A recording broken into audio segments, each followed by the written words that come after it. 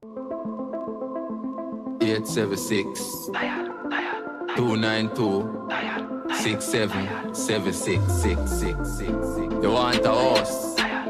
Link Claudia Davis, man. You want a piece of land? She are the real big woman. Miss Davis, she are the real big woman.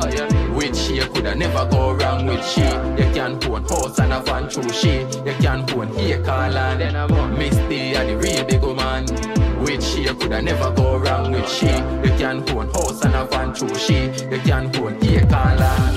She tell me pre-smart, pre-better. Get your own damn place so you prefer every day. Me wife have to sign up letter car. NHT them a real setter. Plus me don't get a youth of a member.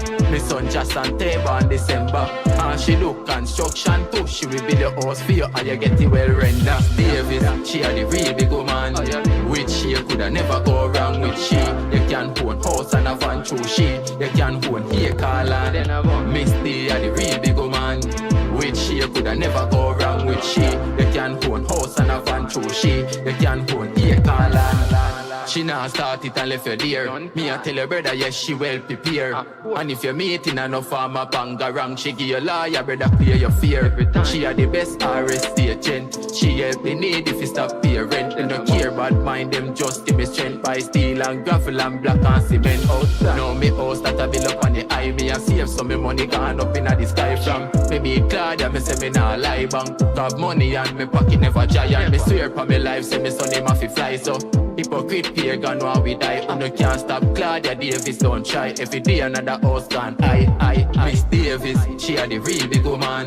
With she you coulda never go wrong with she. You can own house and a van through she. You can own here car land. Miss D are the real big woman. With she you coulda never go wrong with she. You can own house and a van through she. You can own here car land. Yeah man, you know. Claudia Davis, pick up yourself. That's a like, subscribe, and share. Claudia Davis, can get your house anywhere. Just be prepared without no fear. Welcome everyone. Welcome everybody. Am I out of screen, Tony? Now you're on screen. Thank you so much everybody for joining us today. And it is June 7. 1 week in June down.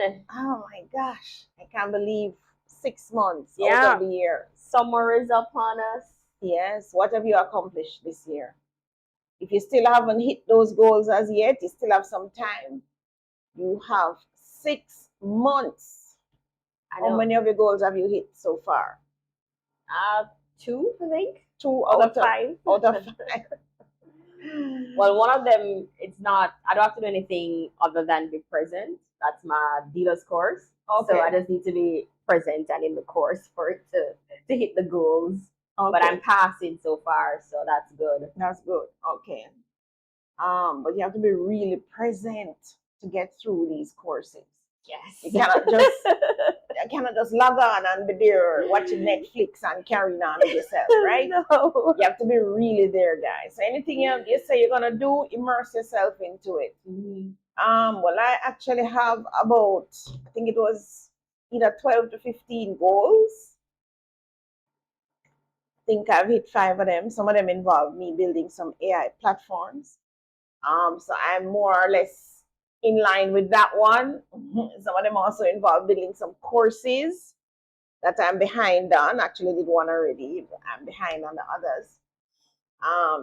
It's also involved expanding the brokerage itself with a strategy, of course. So kind of on track with that one, right? Mm-hmm. And also the subdivisions that I'm involved in, mainly EcoStead and Riverstead. So we're a little bit behind on those, trying to get back on track and to get moving. So that's what I'm focused on. But for the most part, I would say 6 months in, I think I'm good. Yeah. And what I realized too is a lot of things that rely solely on me, I'm not behind in those things. No, no. It's the things I have to The things wait that, on another wait on person. people and these agencies to dream and do all kind of things. Like there's another subdivision, Crest Haven. I'm pulling teeth with the parish council to give the conditions of approval. Come on, St. Anne Parish Council, you listen to me. Pulling teeth, literally. How can that be? I mean, NEPA gave this letter from in January. Mm-hmm. I know it's June, and you can't give me a cut and paste document. But it will come eventually. We need the AI. I just love my AI. But it makes doesn't me it so need somebody productive. to read it and approve it for like specifically for that location? Tony, they have been doing this for donkeys of years. It's the same cut and paste document they put on. As a matter of fact, the AI would have picked up that, hey, if this is a 10-acre parcel, why are you saying no further subdivision? If this is a 1-acre, 2-acre parcel, why are you saying no further subdivision? I'm sure my AI is smart enough and would have picked up that. The parish council doesn't pick up that. So when you have a parcel, 1 acre, 2 acre, 10, 20, 100 acres, the thing is, no further subdivision on it. Really? Now you have to go to the court to get the covenant change. That's so backward, guys. Come on. Common sense. We have some persons on already. Oh, great. Who is on now? Shoshana. Hi, Shoshana. Hi, Shoshana. Claudette Sinclair is here. Stephen Walker is also on, and Currency Walk is here as well. Good afternoon, everyone. Good afternoon, everyone. Stephen says, I'm early for class. You're early. And it's going to be an exciting class, Stephen. Let's hope you have your book and pencil or your Samsung notes. As with a young lady yesterday, and I said, you're not writing it down. She goes, oh, I put it in my Samsung notes. She's about 15, right? Met her at Palmetto Pines yesterday. So, ladies and gentlemen, I hope that you can stay till the end. We're going to be talking about what does it really mean to own property? What's the difference between owning property and merely owing money on property? Is there a fundamental difference, right? Do you own the property, or is it the bank that owns the property? In my moving around Jamaica, Jamaicans love to say, me don't want a loan, because the bank owns the property, the bank owns the property. Is that really true though? Well, let's look at it. We're going to look at it. Is it really true? Does a bank own the property because they have a mortgage on it? Right? Some persons will say, you own your house. Yes, I own my house, but do you really own it? How much of it do you owe? Maybe the 5% deposit you paid. Maybe. or if some spouse or child or friend come and say, no, we bought this place 20 years ago, but you didn't pay your half of the mortgage. I know you only own 2%. I own 98%. So do you really own it? Right. Well, some of these things and discussions, you definitely have to go to court for the law lords to decide, because they're learned, they're balanced, they're well steeped in the law, and they're there to give justice. Right? That famous word we love to use. We want justice. Jamaica Latino, we want justice. But sometimes you need justice, man. Sometimes the person on the other side is just not being fair. Yeah, not being not fair. Not looking at reason or what is right. Yes. And you need that third party to say, listen, cut the nonsense. Cut the rubbish, right? Now, also, what rights do you have if you fall behind on the mortgage? Do you still have some rights? Can you still do something, anything, if you fall behind on your mortgage? Because life happens. Sometimes you too make life happen. Like, that has happened to me before. The first house that I bought. Make the life happen. Yeah, the first house that I bought, life happened. Inflation fly, inflation, interest rates, you name it. That was in the 90s. Yeah, you probably lose your job. You may lose your job, get redundant, go through a divorce. But you know what I realized? So many sickness, losing so many a things. Job and then spending the next 2 or 3 months trying to get back into another job, it can really set you back on that mortgage. You know, if you weren't really planning, it you can, really need to have your mortgage ahead. and it does set you back.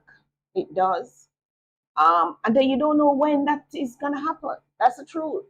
I mean, you may see some writings on the wall. You see a company looking at them going downsize and doing all these things.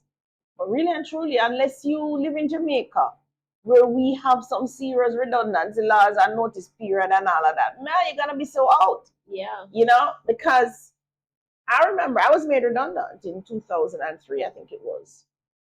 But the redundancy package was good. I'm telling you. And that's if you're long enough there to get a redundancy package. Well, I was there 15 years, yeah. But the thing is, I was a chief union delegate back in the day. In my young stage, I got run up and down behind management, right? Mm-hmm. And I remember we were negotiating. I couldn't get the pay increase, and them never want to give it a hard cash. And I said, guys, let's look at the things that they're not looking at now. Let's look at the non-cash items. And it was a good thing. We looked at the redundancy package. We looked at the notice period. I remember us moving notice period from 2 weeks to 6 weeks. Redundancy moved from, I think it was 2 weeks to 3 weeks per year. Mm-hmm. Right? We looked at some other things like the health, your dental. We looked at the scholarships. Uniform. We looked at uniform allowance. Shoe allowance. I remember we only got $300 and everybody was laughing on the shoe allowance a little bit. But guys, it made a difference. When the company decided, we looked at the vested period for the pension. Mm-hmm. We dropped it from 10 years to 5 years. Wow. And it's a good thing we did that. Because some persons who came in would not have gotten their pension benefits because they were not vested, they weren't there 10 years. Like me, who was there 15 years. Yeah, because I mean, to get 5 extra years to be vested, that's a long time. That's a long time. Some people are probably just bordering up to, you had some persons like that. Just miss it by the skin of them teeth. A lucky thing when they drop it to the 5 years. So, ladies and gentlemen, these are. Or imagine if you did 9 years and then here's the didn't have 10 years. Oh my God, that's rough. So, this is the thing, right? We have to understand that in life, don't look for today. That's why I love real estate, because it forces me to think into the future. It forces me to project myself into the future, not just 1 year from now, not just 5 years from now too, but 10, 15, 20 years, 30 years. What will that look like? When I bought my first house in 1990 for 200,000 Jamaican dollars with escalation, I didn't think those houses would now be at 20 million. We're talking about 200,000 Jamaican dollars. We never had a talk about house they were selling at millions them time, the guys. Maybe they were selling millions, but maybe they were like somewhere else, like Cherry Gardens and Barbican Heights, in those places, right? But in my little circle, 200,000 was a whole heap of money. Struggled to get the mortgage too. But when you think about it, when your pay is $2,000 and the house is 200,000, it's really a vast difference in affordability. Right. And then you have to understand to that, you have to think 30 years from now, because I got a 25-year mortgage actually, but I paid it off in 20. 30 years from now, no, I didn't pay off that one in 20. I paid off that one in 7 years because I sold the property. 30 years from now. For 7 years? I think, or was it 14 years? I don't remember. I feel like it was longer. Okay, I do the maths. So it was sold in 2002, and I bought it 1989, but I moved in January 1, 1990. Never forget it. Mm-hmm. So, guys, you have to think 20, 30, 40 years from now, where will I be? What will my life look like? What do I need to do now so that 20, 30, 40 years from now, my life will look a certain way? Because the truth is, this whole thing called life is just a journey, right? Mm-hmm. You don't step from here to there in 2 seconds. No. You have to do some long step and some long thinking, as we are saying. Jamaicans, we cannot be short-sighted. You must look and project yourself into the future. And you must think, what are the assets that I need to bring with me into the future? Not what are the liabilities. All right? So when you look at your children, are they assets? Your husband, your partner, is he or she an asset? The job that you hate to get up to go every morning, is it an asset? No. Your friends around you, your church that you go to, right? The clubs that you belong to. Like back in the day, I used to belong to lots of clubs, started them too. Social club, netball club, started all of those. But what are the assets that you're going to take with you on this journey? Because it is those assets. So you can either take assets or you take liabilities. So what kind of tree you're going to plant now? You're going to plant a tree that when it grow up, a pear maca, depend this a tree, and it a juke you all over the place. A maca tree called Tonya, Rachel, Xander Zale, the maca tree there. Are you going to plant some fruit trees called, this is Tonya and fruit tree, Rachel, Xander Zale. What are you planting? What are the assets? The physical assets now. So those are human assets. So your human assets will be your family, your friends, your co-workers, and so on, your mentors, your coaches. All of those are your human assets. Some of you may have family, you don't have no friends. You don't have no mentor, you don't have no coach, you don't have no teacher. Still not gonna make it. You need all of that connection. Like I'm steep in my AI now, and my AI have things like connectors. I just love it. Those are connectors. They allow me to connect to other software systems that can do better things to help me to have a whole ecosystem. So like me now, I have a whole EcoStead family, and I have an entire Riverstead family, and I have an entire real estate family separate from my core family. So just imagine, right? Also have coaches, you have teachers, you have mentors, all of those people, human resources, we call them, come together. Then you have the physical assets. What physical assets are you planting?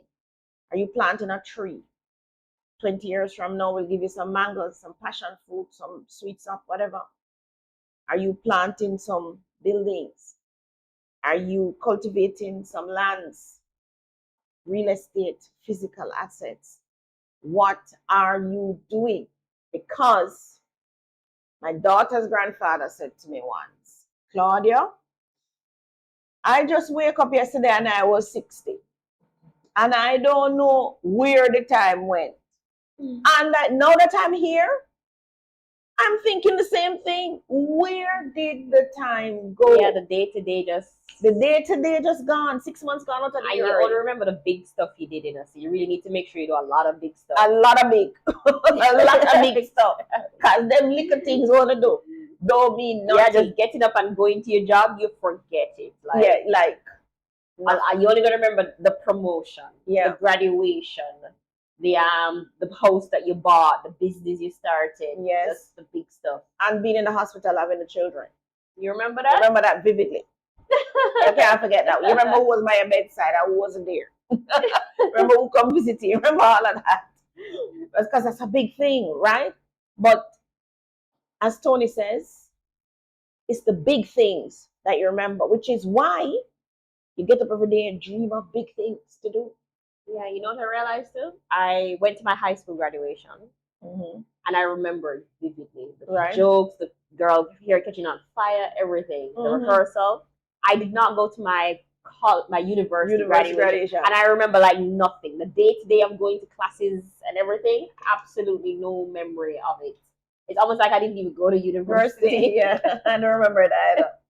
But what I do remember is getting my certificate that says first class. I remember on Cynthia taking me to the studio, brand studio. Yeah. To take the gown and the pictures. Yeah. And that's the only memory I have of the occasion. But that's a good memory. Yeah. At least you have it in print, right? Yeah. But everybody, you have to do big things. And you have to dream big. It doesn't cost you anything to dream, but it will cost you if you don't dream. So you need to put that on a t-shirt. It doesn't cost anything to dream. It costs nothing to dream. Right? Somebody fix up the code and send it to me.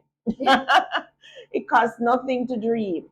We have 2 more persons saying hi. We have Joe. It says, nice to see you, beautiful ladies. I've missed you. Keep up the good work. Thanks, Joe. Thanks, Joe. And Dancehall Entertainment is on. Hi, everyone. Hi, everyone. Hi, Dancehall. You have anybody on Twitter you need to say hi to?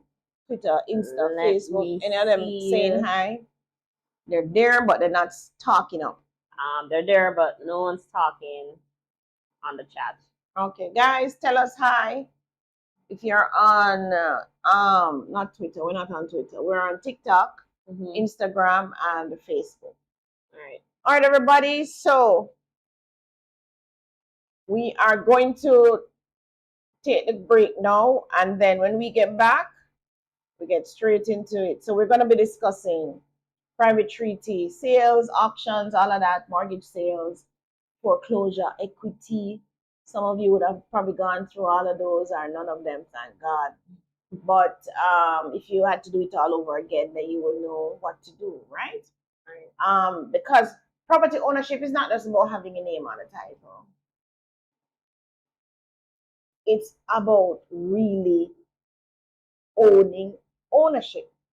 It's about understanding the value. I still think a lot of persons don't understand when their mother and father leave them a house. They don't get it. No, they think it's just somewhere to live. Yeah. It's so much more than that. That's so much more, guys.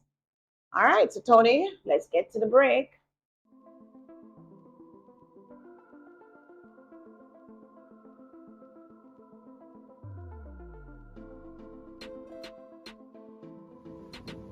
Welcome everybody. Hi, I'm Claudia. Thank you for opening the video. This may be your lucky day. Yes, I'm at Highgate and I'm at the Bottom Road and I have a piece of land here for sale. So guess what? I want you to go look in the details for the description. Did I say that right? You look in the description for the details. Thank you, Tony. So I should say, look into the description for the details, everybody. Sorry about that. But you know, I'm so excited. I'm on the land. I'm looking, somebody plant some pumpkin that look like banana and all these things. So you know, at least the land is fertile. Ladies and gentlemen, give me a call. 876-292-6776. Or better yet, come out here and have a look at where the land is and make your offer. See you soon.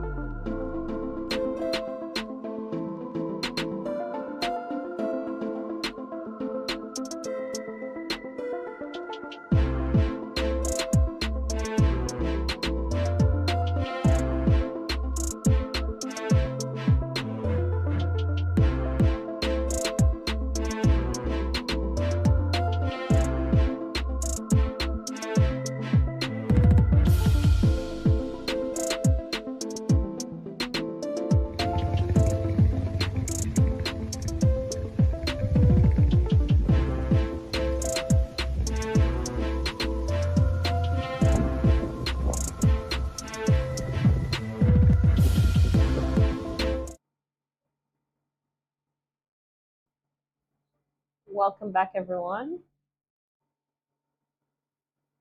Welcome. All right. So Joe fixed up the quote for you. Joe says, you're right, Claudia. It costs nothing to dream. It's the only truly free thing we have. Yes, it is.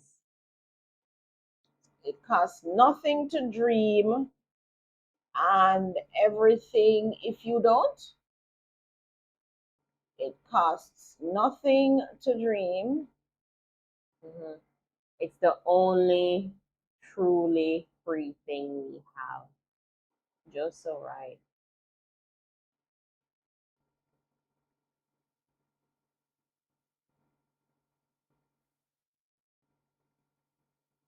All right. You're saving it? Yeah.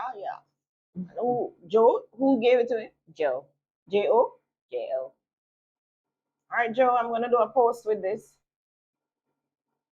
It costs nothing to dream. It's the only free thing we have. Joe, like, so You know, we're always talking about my grandkids, right? So Zaven has learned teamwork. So apparently in school, when they're saying picking up the toys, do this, do that, they were saying teamwork.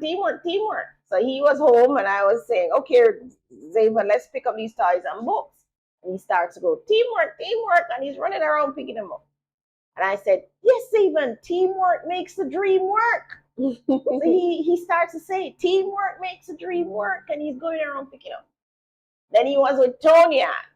Was it 2 days ago? Yeah. Tonya, give them your version now. So I was feeling tired and I wanted to fold some laundry, right? I hung up some clothes.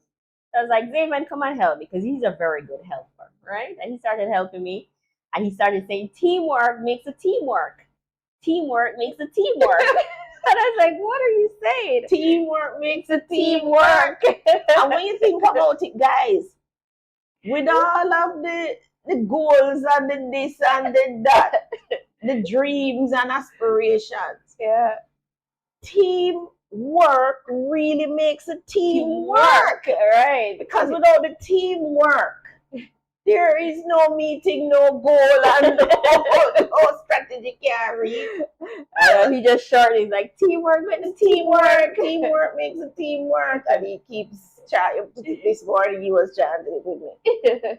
Teamwork makes a teamwork, and that's so true. So that's a new quote now, guys. Teamwork makes a teamwork. So I say I'm gonna put it on one of his t-shirts, and I'll probably put it on mine too. Teamwork makes a teamwork. I think I actually did already make a post for it. Mm-hmm. I made it in ChatGTP, which is one of the AIs that you need to go learn, guys. If you feel lonely learning the AI, I'm not lonely learning things. I love to learn things, right? Used to it. But if you feel lonely, you can join my class. As soon as I open up the course, join it. We'll be teaching you how to use a couple of AI tools together. And one of the things that I'm so annoyed now with our Jamaican school system, keep saying to the children, do not use AI to do your projects. Do not use AI to use your projects. Teachers, educators, lecturers, that's utter rubbish. No, me no not bash me now. Listen to me now. Listen to my reasoning, people, and tell me if I'm wrong. Okay. Listen to my reasoning. When you have a project to do, back in the day, we use Word, don't it? Mm-hmm. Because we want to write some words. So we use Word. Word will help us to format it and all these things. Right. When we want to present it, what do we use? PowerPoint. We use PowerPoint. We want to present it, right? If we want to do something maybe with some kind of database or something, we use Access. If we want to do something that involves calculations and spreadsheets and showing graphs and data, don't we use Excel? Mm-hmm. What are if those you want called? to use video recording. And yeah, all those things are called what? If me want to lick a nail in a wall right now, what do I use? A hammer. Me use a tool named a hammer. Okay? So therefore, the AI is a tool. Now, the thing is, I think they're trying to ask the students for the same type of work when the tools are vastly different. Yes, we have elevated our tools. So this is me now, like instead of the man said, you know, Claudia, we need to demo that wall. I said, okay, no problem. I'm gonna go get my 70-pound Hilti hammer. That's what I do. I don't give my worker a hammer and a chisel. Is that what I want we to be doing? So the Word, the Excel, the PowerPoint is hammer and chisel, people. But hammer and chisel. You know, AI is with 70 pound Hilti. Remember I say Hilti, it's a Hilti me have. Top brand. Because I don't use quashy things for side. So my top brand Hilti. I'm want to cut out a wall or something. Still I go for my 9-inch Hilti. My 9-inch Hilti angle grinder. You think me I'll give the man a 4-inch do out? No. So guys, get with it. The AI is a tool, right? We have upgraded the tools and it's now called the AI. There's so many different AI tools. right? So you have one for presentation, you have one for build websites, like what me love do. You have one who will do the same presentations. Come on, guys.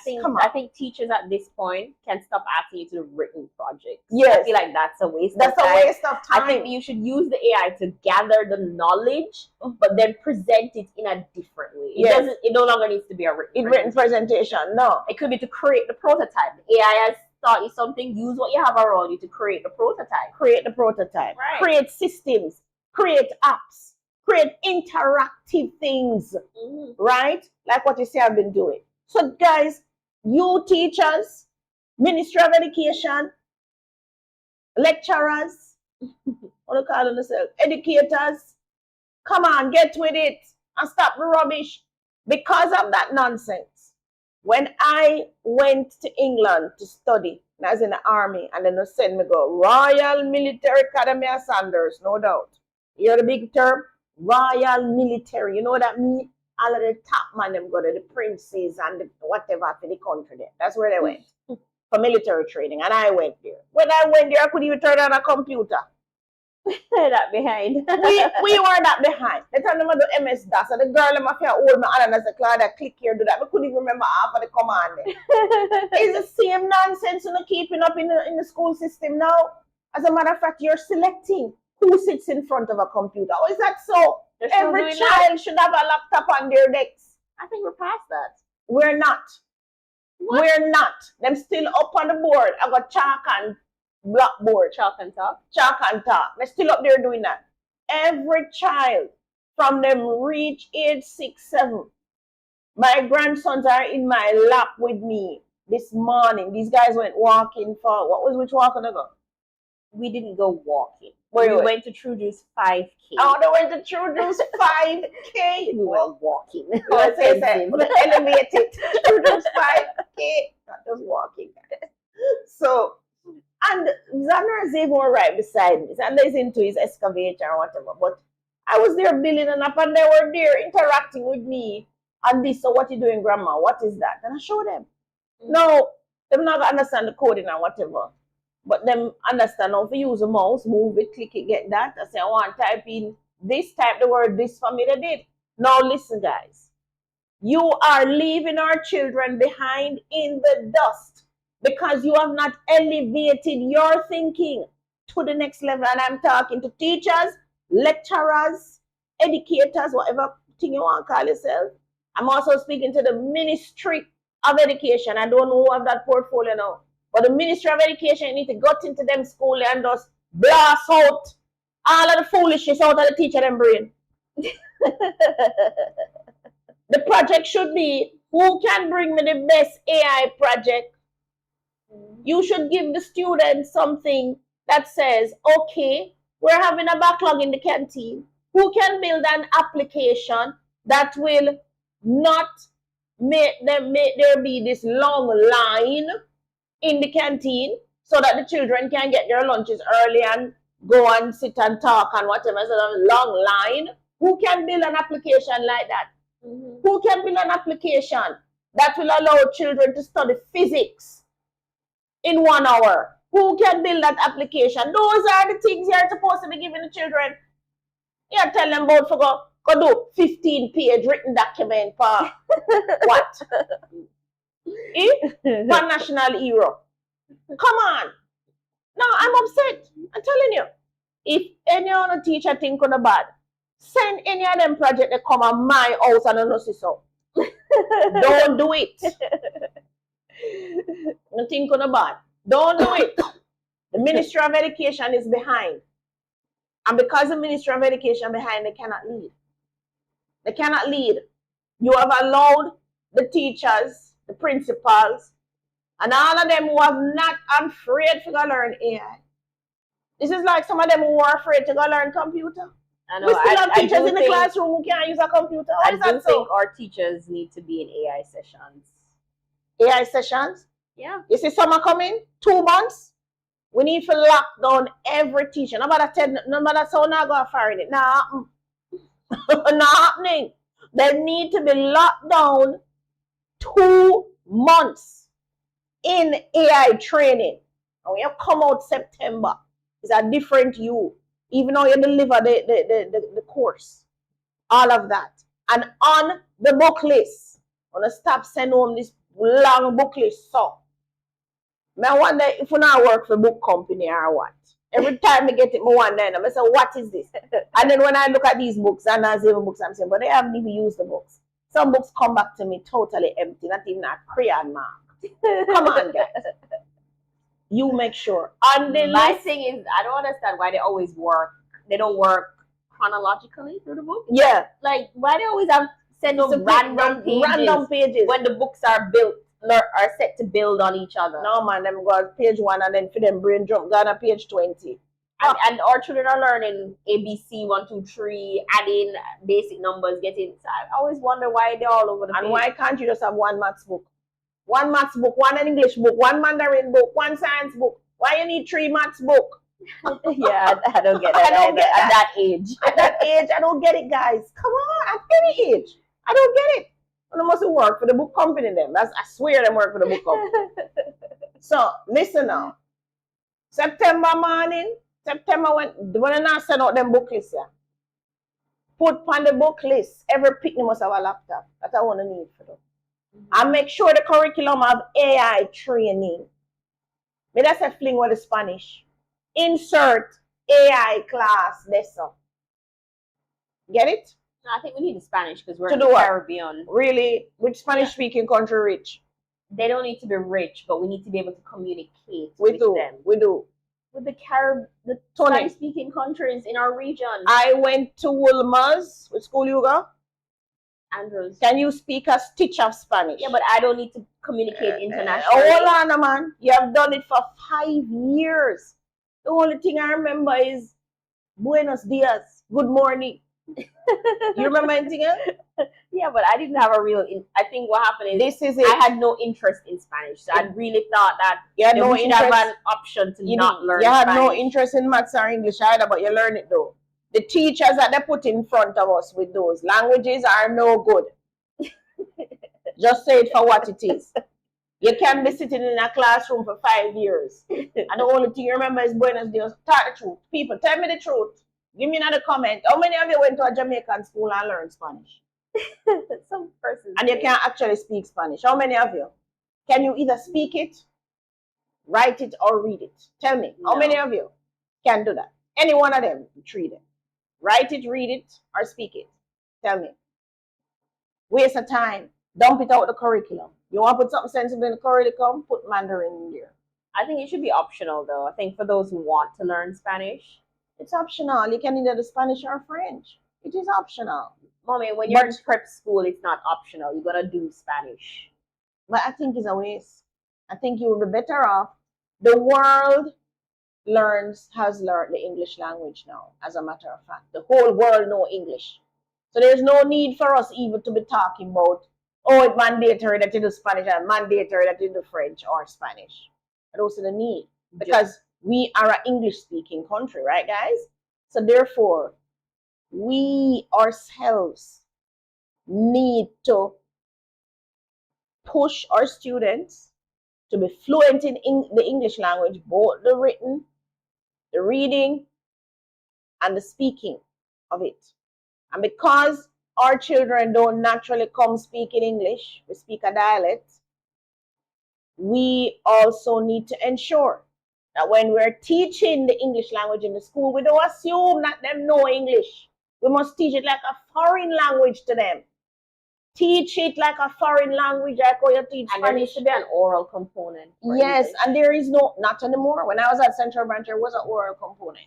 We used to have to get up and read, which is what I'm doing with Xander now. He has to read it aloud so that I can pick up on his diction. And this morning I was trying to teach him that the dot means he's to pause. He's not getting it yet. He's still running every word into each other, but he'll get it eventually.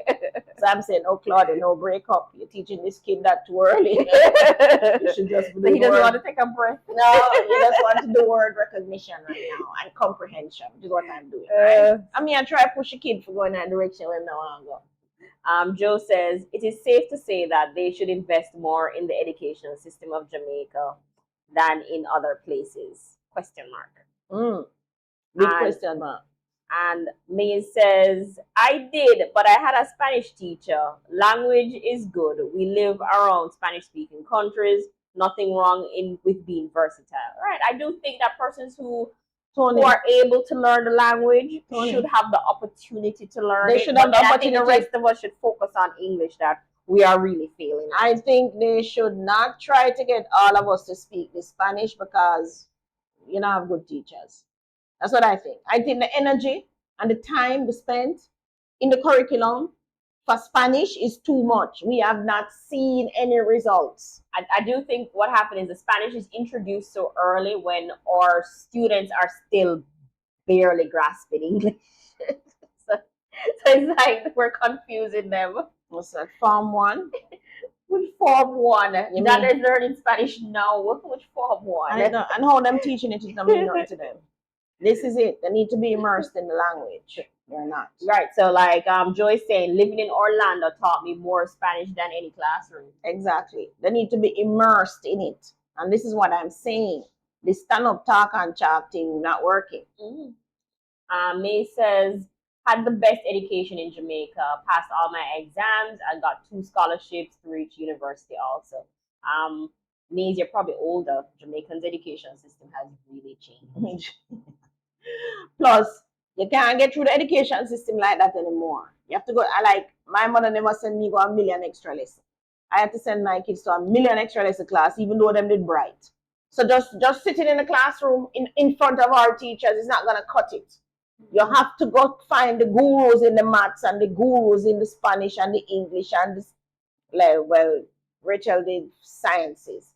So the chemistry, the physics, the bio, you have to find the gurus in that and put your child in front of those gurus for them to come out with these top ones in CXC and whichever other exams, right? Just plopping them in the Jamaican school system is not going to work. As bright as a child is, you still have to, I see students, even in my community, coming to a guru who teaches mathematics. And they're coming from top schools. You know what I'm saying? And he's only taking top students. He's not even taking those who are struggling like me, or that struggling with the math. And I take them top students, right? The top students still need extra lessons. Still need extra lessons, right? So gone are the days when Singapore and all of them are fly around here with the mathematics. We not there, nowhere there yet. So in our school system, you have to be the bright kid who just born bright to really come through with any semblance of anything. If you're born average or below average, you're in deep trouble in our system. And worse, if you didn't come as an academic. So if you were not born an academic, the child will suffer in our system. The children who come with mathematical skills or same linguistic, you have some children who can talk more than one language in a second, right? If they come with artistic skills, they will suffer. If they come with sports skills, they may survive if they're athletic. And parts of that has to be running. Yes, but if they come with other sports skills, like racket and ball and them other sports, it's going to take a little while because we just don't have the gurus here to train them. Plus the schools don't have equipment either, right?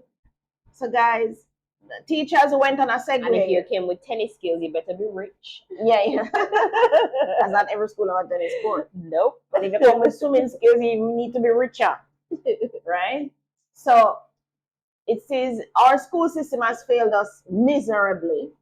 I don't know why they can't fix it though. Back in the day, Michael Manley gave us free education, which was a good thing, was a good move. So those of us who were a little bright and we could pass the so-called common entrance, we went to traditional high schools. Those are the schools that were not open to us. Like the Woolmers and those schools, they were not open to us. They were only open to the rich people, guys. I remember sitting in class with Chinese children. Them they're just bright. Or them do them work. One out of the two, right? But we no longer have that system. Well, we still have a system where we do an exam and we send the kids to these schools. But unfortunately, the teacher cohort is not what it used to be, because the truth is our bright teachers have migrated. Our best top of the line teachers have migrated. That's the truth. What we have now are what I call second and third tier teachers in the school system. And even when our bright teachers enter the system again, yeah, like it's so depressing that they leave after a year or two. They leave. They go to the private sector and they migrate. Yeah. That's just the truth. Ministry of Education, where I turn this off, you know. Ministry of Education, you need to get with it because you're just not cutting it right now. May says that, mind you, I did also have private education. You have to invest in your child. They should bring back civics. I did civics. Yeah, you're absolutely right, Claudia. We need teachers to spend time with the children to help them to reach the best. And Maze is saying, yes, there has been a brain drain. And Dancehall says, I do agree to an extent that Jamaican school system needs to improve. But I must say, when my niece and nephews come here in America, they're more advanced than most of the kids here at their age. But advanced in what? This is the thing. We do so much rote learning in Jamaica. Advanced in what?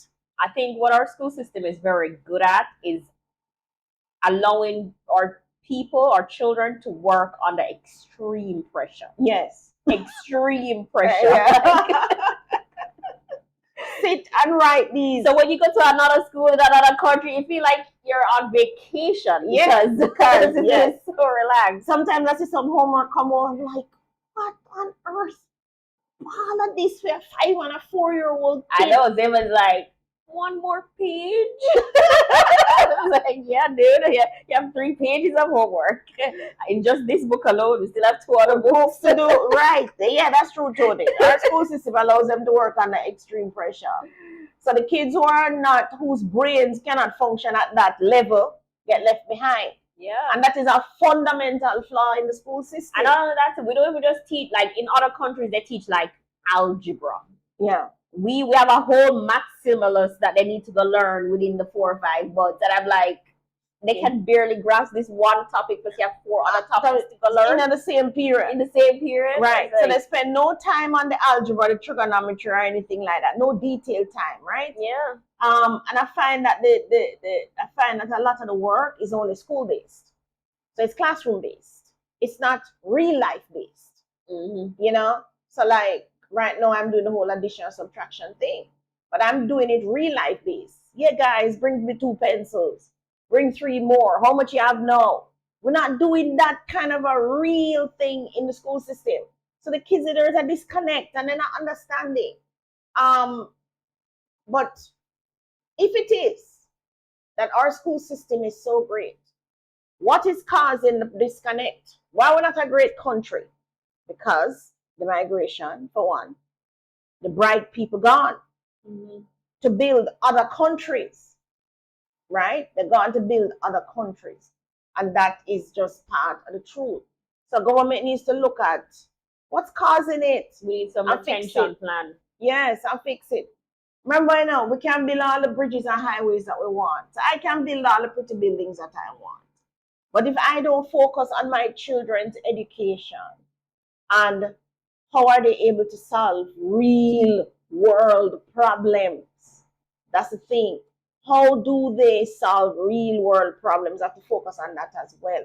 I can't just be building these buildings all over the place, buying all this property all over the place, and then we forget about the human resource element.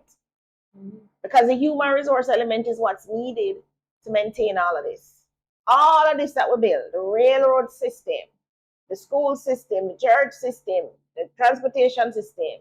If we have not invested in the human resource part of it, as a family or as a country, we're still going to be left behind. Yeah, Maze is saying, I noticed that the youngsters are struggling with reading. Yes. And that area needs support. Our children need to be able to read. Yeah. Yes. They're struggling with reading. And Maze says we have lost a lot of good teachers. So sad. Yeah, you know why they're struggling with reading? The books are so boring. and this is in front of me now. Because again, I have these two grandsons. I know, it's like, which book we picked up for Xander, and it was talking about colonization. I was like, does he really need to know about colonization at age 5? I'm like, who writes these books? The Europeans came and enslaved the I'm like, does he really need to know this at age 5? I hope you put it aside. It was homework, we had to get through it. But I'm like, why are they talking about racing cars and tractors and trains and things that little boys love? Like, why are we reading about this in school right now? Which is a difference. So today, this morning, I did a reading with them. And the book, I said, bring me a book off the shelf. And of course, he brought me his excavator. What's the name of the lady who sent us that? Miss Monica. Miss Monica. She's here? I don't see her yet. Yes, she's here. She's here. Miss Monica, the best thing you could have do. You hear me? Xander now can read the whole book. Mm-hmm. And I had to get up because YouTube Live was coming up. And this kid, Grandma, where you going? Where you going? Because he wants to finish the book. He was just halfway there. Mm-hmm. So when I get back this evening, I have to go back through. He knows all the equipment, the parts. He's excited to read the book, to know about the tunnel. What's it called? It's not tunnel digger, but bore something that bore through. Forget tunnels for trains. You know, trains that need to go through the tunnel. Mm-hmm. And he is so excited David is excited when he picks up his airplane and helicopter book. Mm-hmm. That's what gets him excited. But one of the book, them too boring. The cow jump over the moon and ask Jack Fat. Come on, guys. That's not it. We had a homework the other night about Sally and Mom went to the park. Sally asked Mom for a balloon. When Sally was being handed the balloon, it blew away. A young man had to come and help fetch the balloon for Sally. Sally told the man thank you, and then she and her mom left with their balloon. I was like, how is this a story for a 5-year-old? Yeah, like, I'm even bored. And this is like maybe 60 words long. I'm like, oh gosh. Who sat down and wrote this and said, let's put this in print? Yeah, let's put this in print. Put it in front of a 5-year-old to read. Boring. Like, boring. I was like, I wouldn't want to learn to read either if this is what I'm going to have to read all day. No. But you know, the stories that are nice are the classics. Xander loves the classic ones too. Like this one about Goldilocks and the Three Bears. He loves Goldilocks and the Three Bears, right? I don't understand why he loves it, because of how it's written and it's repetitive and it's a really good storyline, right? So the classics are good to like, yeah. Yeah, but these new books, these new ones that I don't even know who writing these books. I'm like, no need for fling with them something and stop. Waste the parents them Not money. only that, it's homework, so you have to read it. Tony, when I get them, you know, I put them aside. I'm like, bring me a book that you actually like. That this is really reading and understanding. If you can read other words, then Monica is her name. Mm-hmm. So Monica, because of your sending those books for Xander's even, they know the big words. So they know excavator, tunnel digger, road roller. No problem with all of those. So Xander having time though, he go and run through it, you know, so he's reading aloud, because I insist he reads aloud. He can look like he can read in my mind too, you know, because when he reads it and I ask him questions, he knows it perfectly. But guess what I'm discovering? He skips the little words. So the it, the are, the they. The joining words. Yeah, and he improvises his own words. He improvises and fill in the blanks for himself. I'm like, yeah. No, that's improvising right there. Let's just skip through the small stuff. Yeah. So it's and them books to me engaging. You can't bother with the cow jump over. Not only that, because you have to spend time with them reading, you actually want to be entertained as well. Yeah. I mean, guys.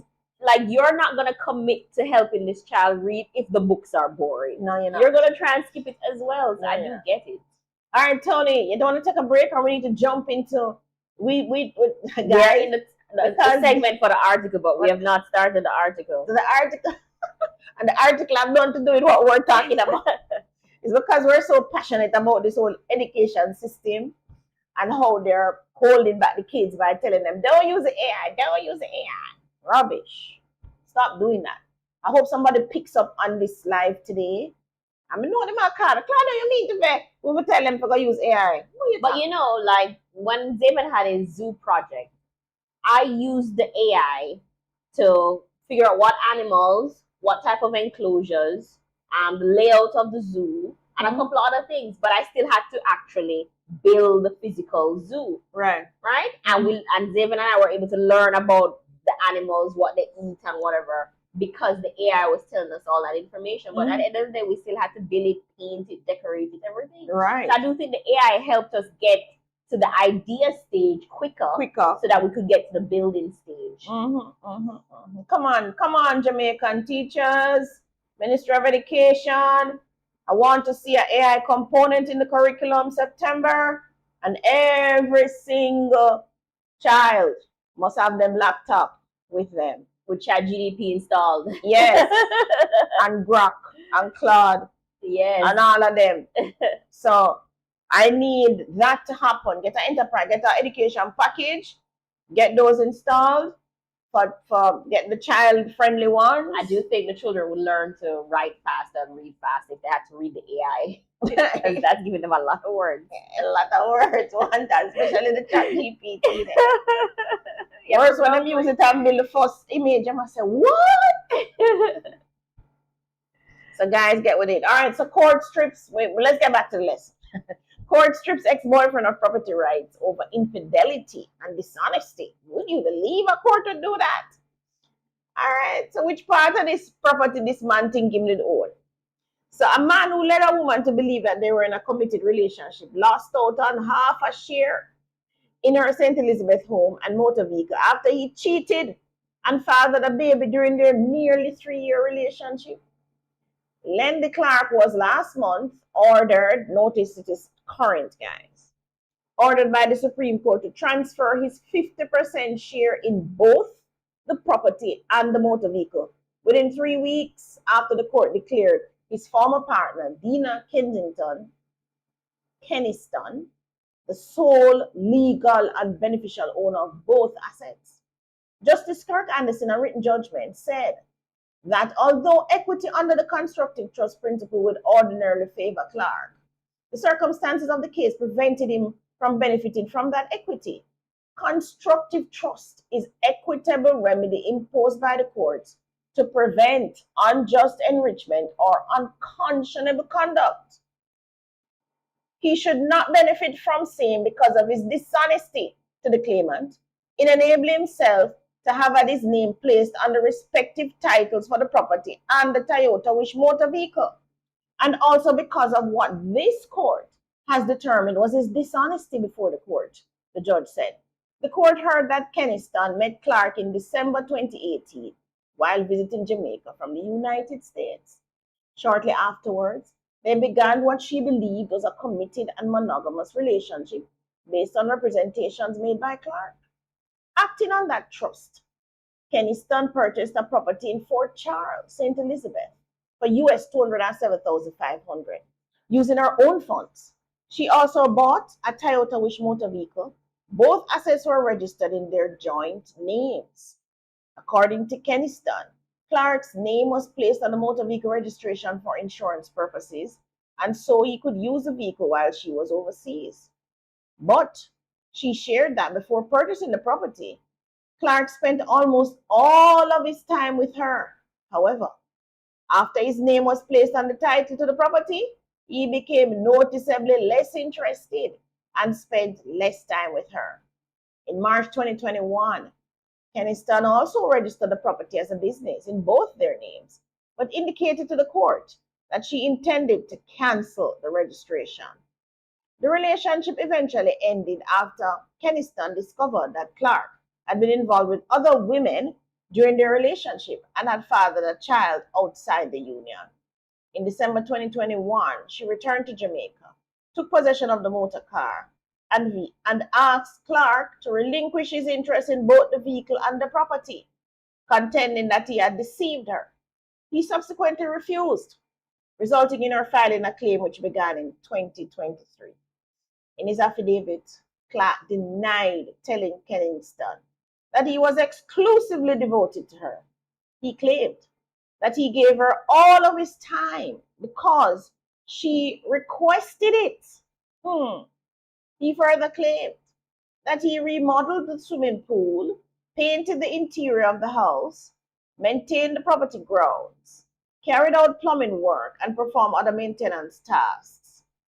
He also said he had arranged for the replacement of the roof, which was financed by Keniston. However, he produced no records to support these claims. Keniston, however, maintained that Clark and his friend were paid for the painting work. She also said he merely assisted in finding a contractor for the swimming pool and that the work was poorly done and had to be redone. Clark also argued that the relationship did not end because he fathered a child outside of it.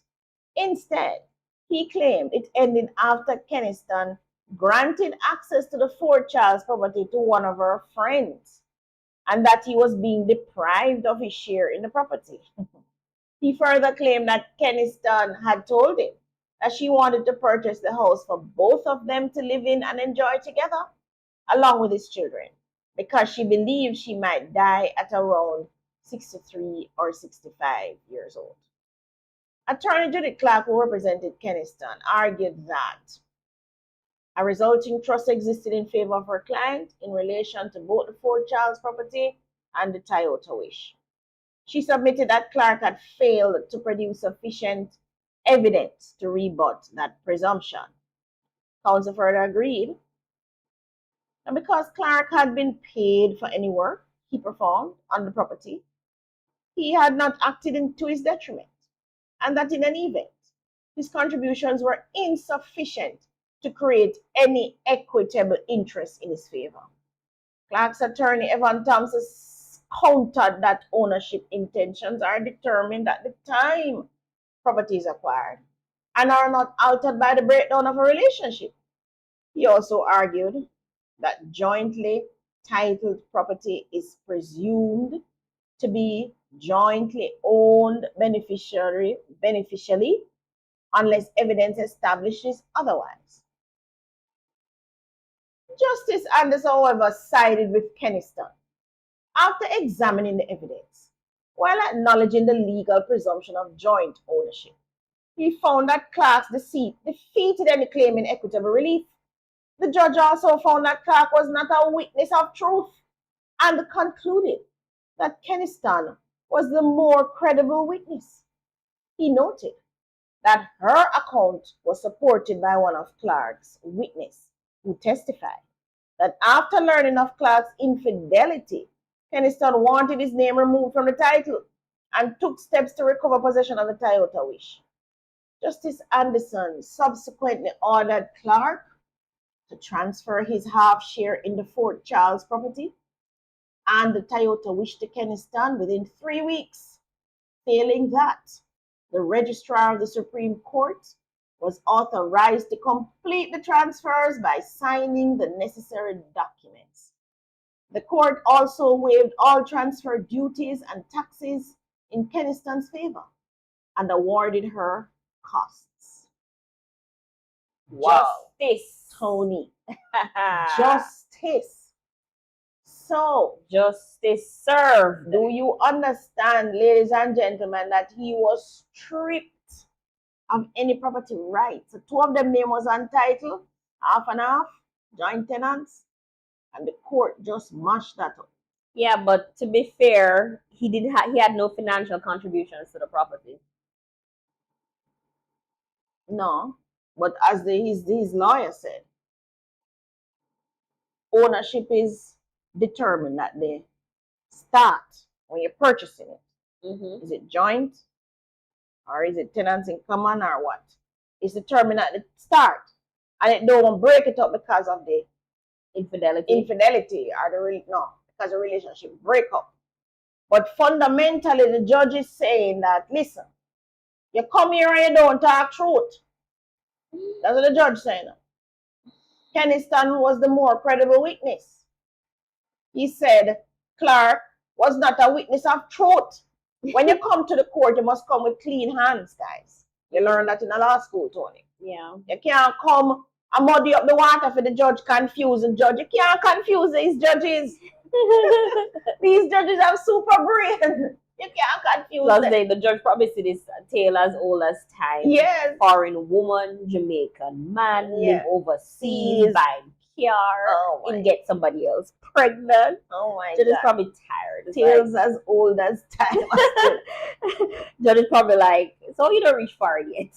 Like, tired. Tired, right? So, guys, listen now. Oh, they said we have no sound. Hold on. Why don't we have any sound? Check mine. I have sound. Mine is on. Yeah. You check your OBS? Yeah. I have full signal and sound. Not sure. Are you hearing? Oh, somebody says they can hear us fine. Oh. All right. Okay. The person who said that, double check. All right, Tony. Do you have a break? Yes, we have a break. But Mom, so when at the end where the judge says they're waiving transfer and those things, that means that normally that transfer cost you would have incurred to transfer that 50%. The government is just gonna do it for free. Yeah. The court supersede the government, you know. That's why you have the court in certain instances. So the court says no transfer fee. The government have to listen to that. So the transfer fee normally is 2%. They transfer the full thing, but she's already entitled, so it's him who's transferring his half. So it's gonna be 1% of the value of the property. But the judge is saying this is so unfair to her, you know. So let us waive the transfer fee, which is good in his judgment. He did that. So it would have been a 1% that she would have paid. So she will no longer pay that. And the judge is also saying, listen, if you know I'm paid, don't worry yourself.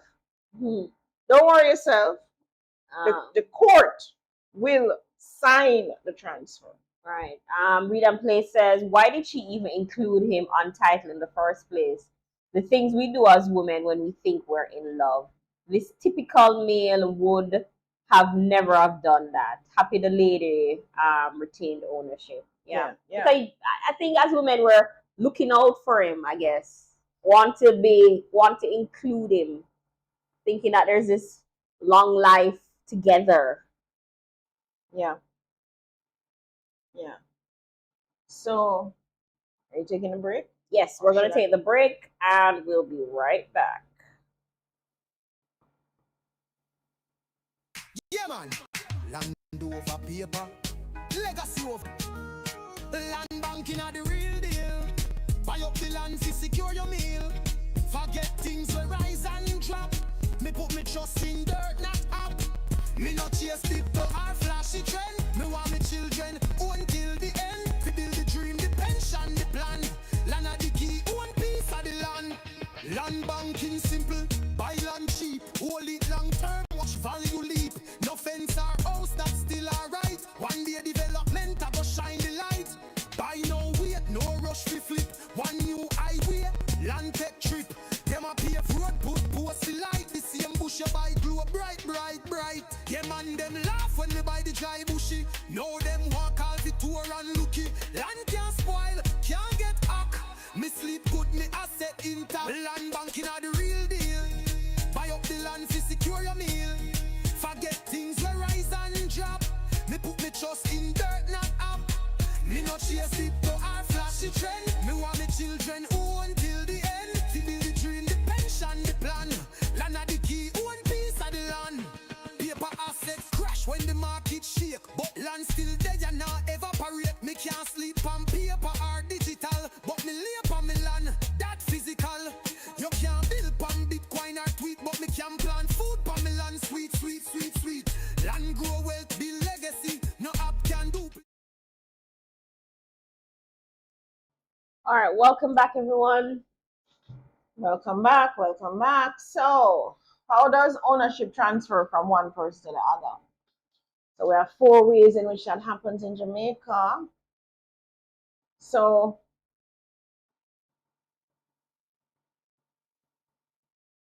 some people think that if I give Tony 100 million, automatically I own the property. No, you still have to do some steps. You can't just send 20 and 100 million in our bank account and you say the property is yours. Still have to do some things, right? So there's a whole legal process which involves sale agreements, as you know, transfer documents. You go through, we use attorneys to do those. You have to pay some fees, and you also have to register the document, and of course you have to pay the seller for the property. So there are 4 ways when this happens. You have private treaty sale, you have auction sale, mortgagee sale, and foreclosure. Now the private treaty sale is what we are used to, where the buyer and the seller negotiate a price, sign the agreement, complete the transaction, and register the transfer, right? So I'm selling also 25 million. You negotiate with me and say, okay, Claude, I pay 23 million. We go through the process, we sign the agreement, transfer a document, we sign that too, pay the deposit, and then transaction happens. It goes to title's office, and they will know put the new buyer's name on the title. So that's private treaty. They have auction sale. Auction sale is a public sale where buyers compete by bidding. So if you go to an auction, comes out, say, okay, we're gonna bid 2 million, 3 million, 4 million. Usually the auctioneer will go with the highest bidder. But it is also subject to the auction terms. So in this country, I probably should say that you're going to learn about it later on. So you think that, okay, this house is that them asking, you look at a house, you see it on an auction, them don't usually tell the price. You go to the auction and you want bid, and you bid 2 million, 1 million, 4 million. When you're looking at a house that value 60 million, it's not going to happen, guys. You're not going to get it for 4 million, even if you're the highest bidder. Not in this country, all right? It will not go below what we call the forced sale value. All of that is in the deed that you need to read when you get your mortgage. So there is value. So let us say value 50 million. Then there's a forced sale value, which may be 10% below value, 50% below value.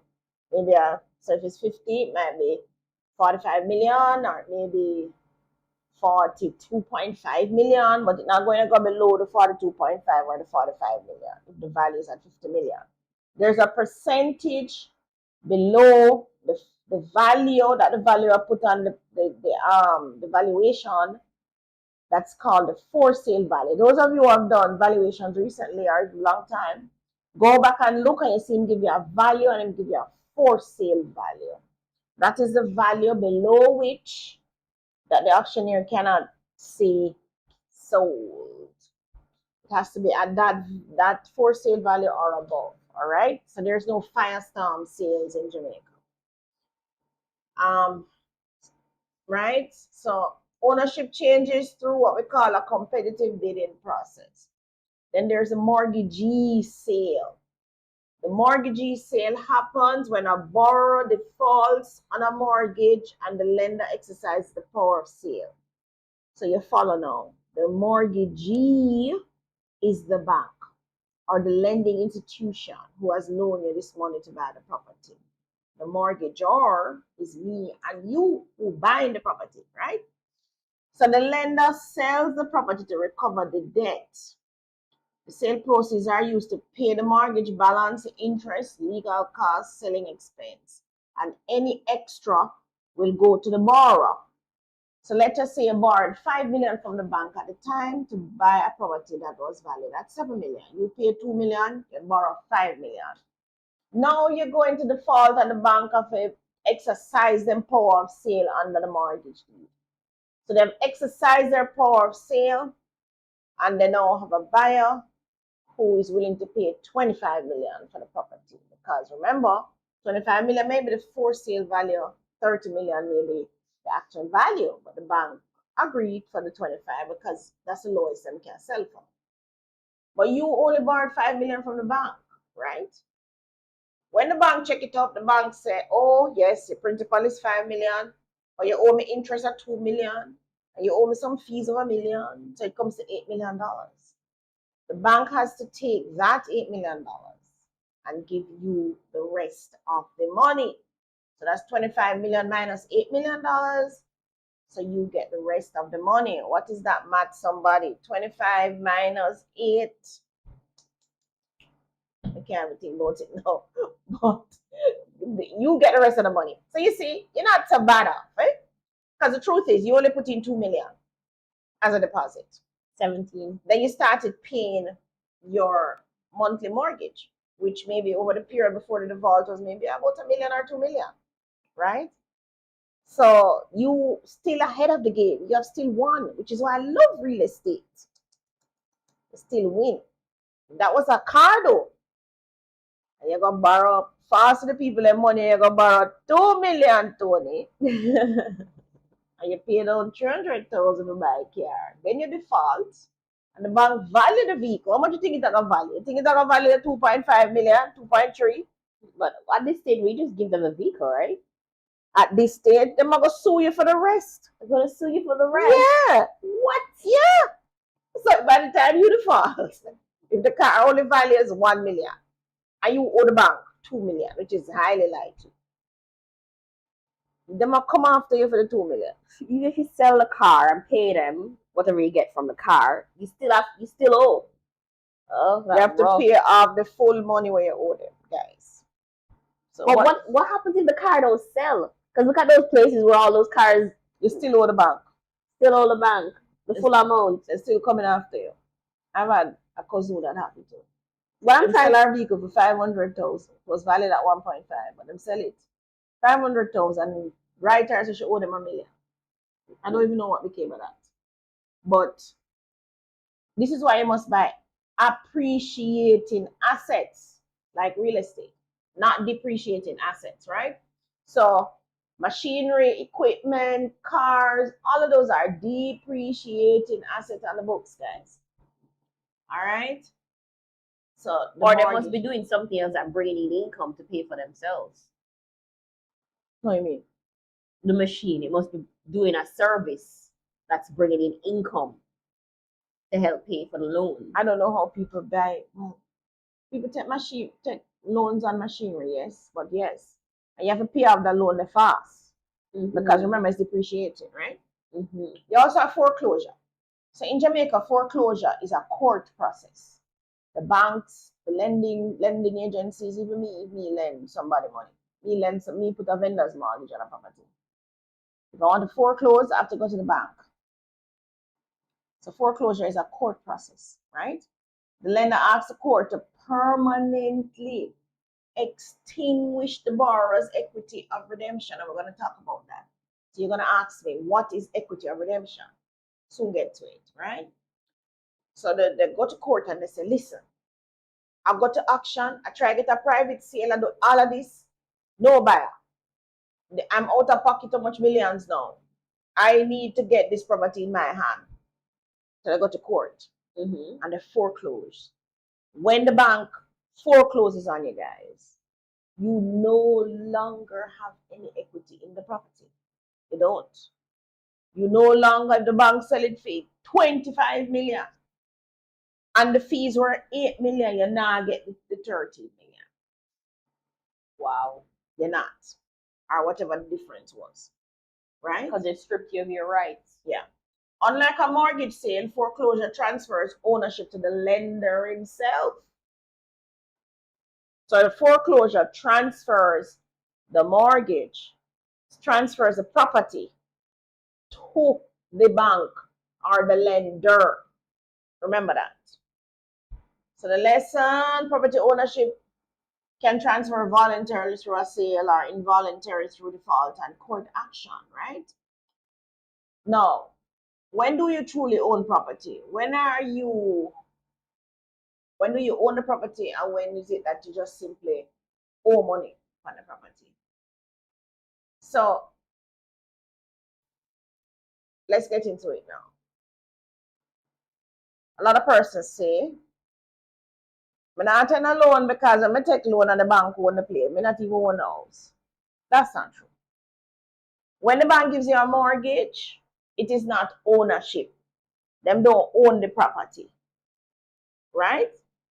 So not because I take out a loan on my property or I take out a loan to buy the property means that the bank owns the property. A mortgage is just debt placed, a lien placed on this property. So the bank lend you some money, hold the property as security. You pay back the bank, click, you're done, and then the bank give you back your title. Or if you like me, you leave the bank, the title with the bank for safekeeping. Tony, is that a good strategy or not? I have no idea. Oh, no, till in the end, when you really need it, you go to the bank and say, where is the title? Oh, we cannot find it. Or you said, but somebody came and took it up. Good thing there's a process to get back a lost title. Thank God for that. That's why we're not worried. So, when the bank lends money to lend me money, Tony money, you money to buy a property, the borrower remains a registered owner. So we are still, you and me guys, we're still the registered owner. The banks take a mortgage over the property as security in case they don't pay back the money. So why banks lend money? Because that's the only way a bank makes money. Is there any other way a bank makes money? No. Banks only make money by lending out money and getting the interest on the money. That is how banks make money. They don't make money any other way. So any bank who decided they're not giving no loans will be a failed bank in a couple of years, right? Because it's the interest they want that they use to run the operations. Right. So them don't lend out no money, them have no interest to get, and that's how banks make money, guys, right? And the property now is the security for this loan. So what it does, because them put the lien on your property, it actually reduces the bank risk. So in Jamaica, a bank will lend you up to 5 million without putting any security or lien on the property. So you can get up to 5 million in Jamaica and get that loan, and you don't have to give them any collateral, right? I've taken those loans, we call them demand loans. But make sure you pay the money, because, and I don't even read the fine print, but I'm sure somewhere in there, Tony, somewhere in there, there's a clause that says them must come sue me for the property, and now them can, yes, take a property. I've read it. Somebody go read lazy asses, banks are building societies. Some banks are building societies. So like Jamaica National was a building society before. It's now a bank. But Victoria Mutual is still a building society. Okay. You understand? So banks behave different from building societies, but they have one thing in common. They both give loans. That's the thing that they have in common, right? So you are still the owner, guys. You can still live in the property, rent it out, lease it out, add on a bathroom, bedroom, paint it up, do anything you want with it. Sell the property, subject to the mortgage. So yes, you can still sell the property even though you have a mortgage on it. Somebody asked me that the other day. Can I sell the property? I have a mortgage on it. Yes, you can. You sell the property, but it's subject to the mortgage. So when you sell the property, don't sell the property for less than the mortgage. Not going to happen. You have to pay back the bank the mortgage that you owe, right? What right does the lender have, though?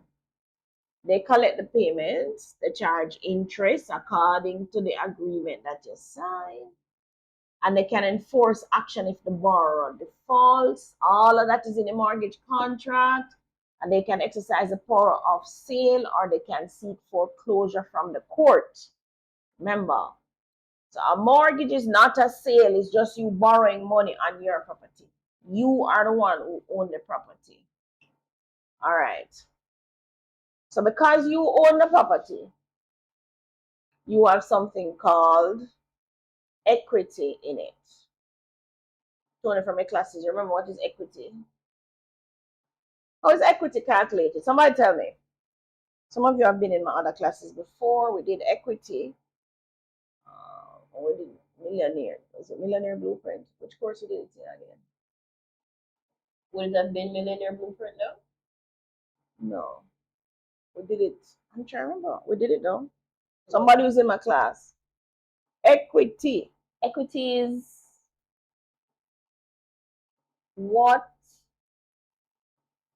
you purchased the property for, minus what is left owing on the property. And that difference is the equity that you have in the property. Right. So give an example. An example. So you buy the property for $10.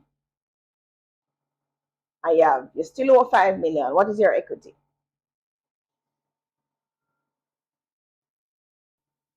Right. So you gave an example actually on your PowerPoint.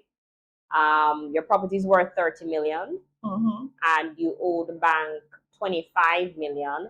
How much of it actually belongs to you? $5 million. Right. Which is your equity. Which is my equity. All right. So why equity matters now? So equity, that's one way of equity too, Tony.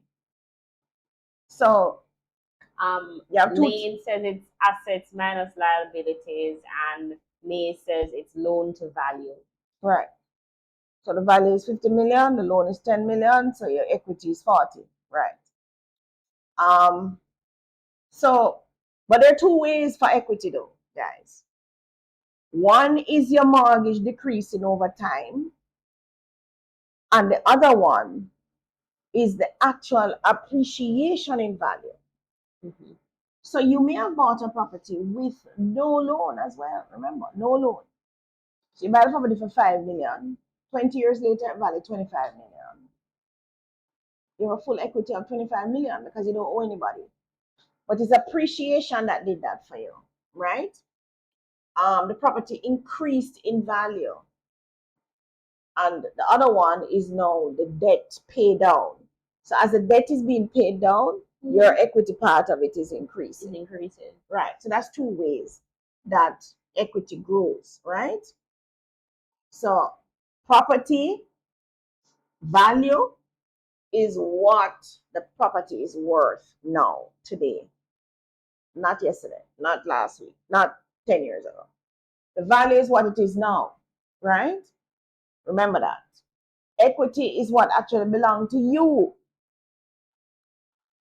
So your equity, remember, there's two ways to work it out. One is pay down the debt or minus the debt, and what's left is equity.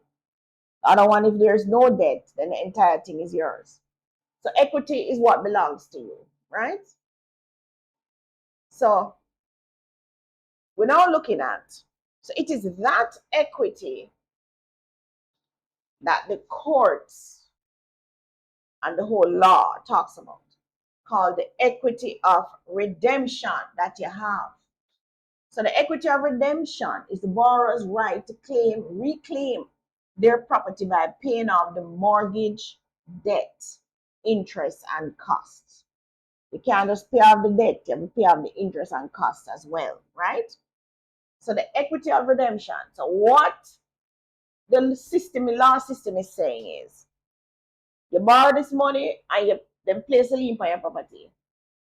There's a certain amount of equity based on the value now minus how much you owe in both debt, interest, and costs, right?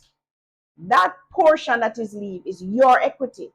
And what it is saying is that you have the right to redeem that equity, to get it back in the sale, from the sale. The bank mustn't just take your equity and put it in their bank book. They are to transfer the equity to your bank book, right? That's what it's saying. The right exists because a mortgage is intended to be security for a debt. It's not a way for a lender like the bank or the building societies to acquire the property. It is a security for the debt. You understand the distinction? It is a lien, it is a loan for the debt. It is not a way for them to transfer the property to themselves, right? So for centuries, courts have protected borrowers through the principle called once a mortgage, always a mortgage. There's a principle called that. Can you believe it? This means that a lender cannot simply take ownership of a property because a borrower falls behind on payments. So the bank can just walk in and take away your place from you, run you out of the house and all these things. Stop you from collect the rent, from feed the cow, from have the pig pen and all these things. Simply because you owe them money. But that's on this side of the world, because I mean, US have that law? I don't know. We're talking about Jamaica, remember? Yeah. I don't know. So remember we inherited English law. Okay. I find the British to be more balanced actually. This means that a lender can simply just take ownership of your property. And I think they're more balanced as a society because they have had a very long history of kings and queens and just rulers in general. So they've had to, learn over time that in order to get people to do things for us to rule, we have to be fair. We have to balance justice. Yeah. Right. While America was in fight mode. Right. So until the property is lawfully sold or the court grants a foreclosure order that was spoken of earlier, the borrower still has the opportunity to redeem the property by paying what is owed. A mortgage gives the lender security for a debt, but does not automatically take away the borrower's ownership rights. So guys, remember, if for any reason you fall into default with your mortgage, do not panic. All right? Let's look at the case that established this, which was Vernon N. versus Beth Hell. You like the name? Vernon versus Bethel. All right. So it is a famous 1762 legal maxim. Can you imagine? 1762, as Tony says, longevity in the British system. Established by Lord Northington in the landmark English case Vernon versus Bethel. It is the historical foundation for the legal concept of unconscionability and remains widely used in modern law to protect vulnerable individuals from predatory contracts. The legal meaning. In the context of the ruling, the court emphasizes, and what was the court? The court was, let me tell you what was the court. Maybe I should tell you the case first. Such a lucky. I'll tell you the case first. All right. All right. Let me give you the case. Vernon versus Bethel. It's an English property law case where it was affirmed that there could be no clog in the equity of redemption. That's what we're talking about.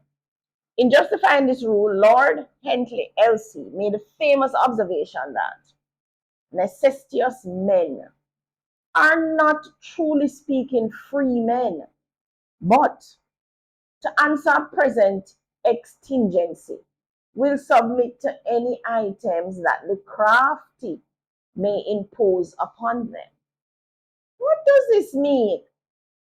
Necessitous men. Meaning you need it. Don't it? Yeah. And what?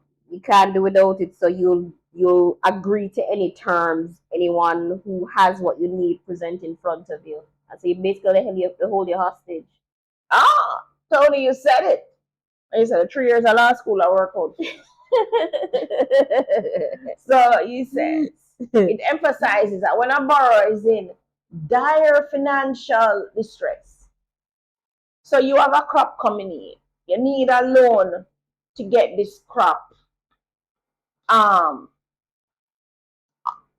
harvested and so on, so you can sell it and then use the money and pay back the bank.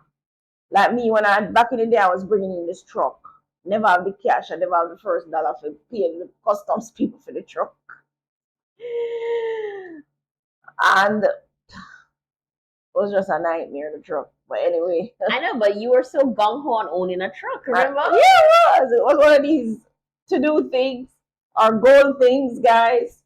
It backfired upon me though. But never backfired too bad. As I'm going to tell you about assets, Because I actually sold back the truck for more money than I paid for it, right?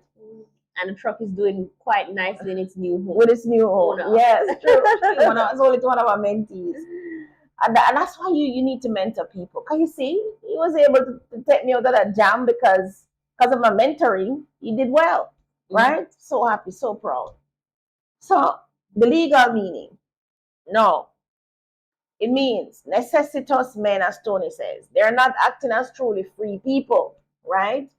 Because to survive the crisis, which is the answer to the present problem happening, they will agree to oppressive or unfair loan terms. As Tony said, I'm only a hostage. So that's what happens. The case stands for the principle: once a mortgage, always a mortgage, meaning a borrower, that's the bank. No, a borrower, that's me, cannot contract to give up his automatic right to redeem title to his property once the debt is paid. It was a landmark decision in upholding some basic protection at common law for debtors.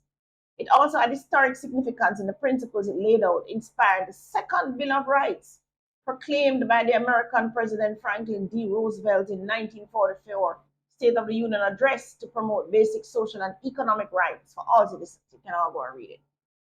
Now the facts. Major James Vernon wished to pay off his debts to Mr. Bethel's estate and recover title of a sugar plantation in Antigua where he lived. Vernon had taken out a £278 mortgage on the land, and on March 5, 1729, he assigned the mortgage to Mr. Bethel, to whom he sold sugar, and got from him further loans of £5,000 and £6,000. On 23rd of April 1738, Bethel requested repayment of sums owed. By then, the man owed £9,541, 9 shillings and 1 D. What is that? I don't know. Or the enforcement of the security by taking possession of the land. You mean he wanted his entire sugar plantation? Yes, but Wow. still leave some for Major Vernon and his family. On the 25th of August 1738, Vernon replied that he would convey possession of the land to Bethel for 5 guineas and its profits for release of the debt of £9,976. Various other letters and statements by Bethel acknowledged that Vernon should be able to recover title if his debts were paid off.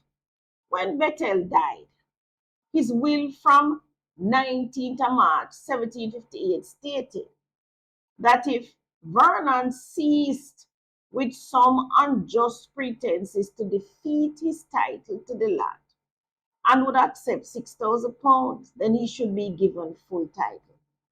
The price of the land by then had significantly risen, and Vernon sought a declaration that he retained the equity of redemption and that he could get full title to his land back with debts repaid.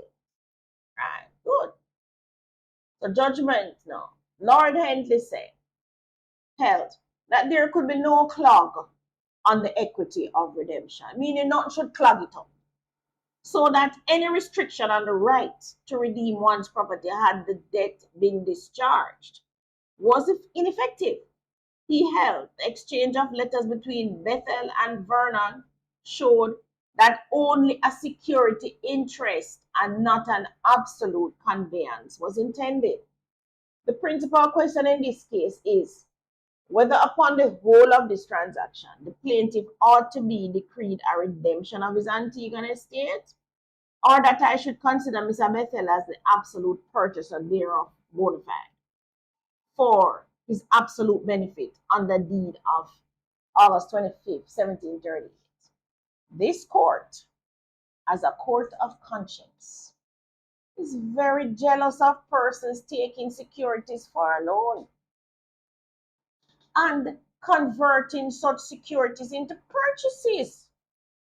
And therefore, I take it to be an established rule that a mortgagee can never provide at the time of making the loan for any event or condition on which the equity of redemption shall be discharged and the conveyance absolute.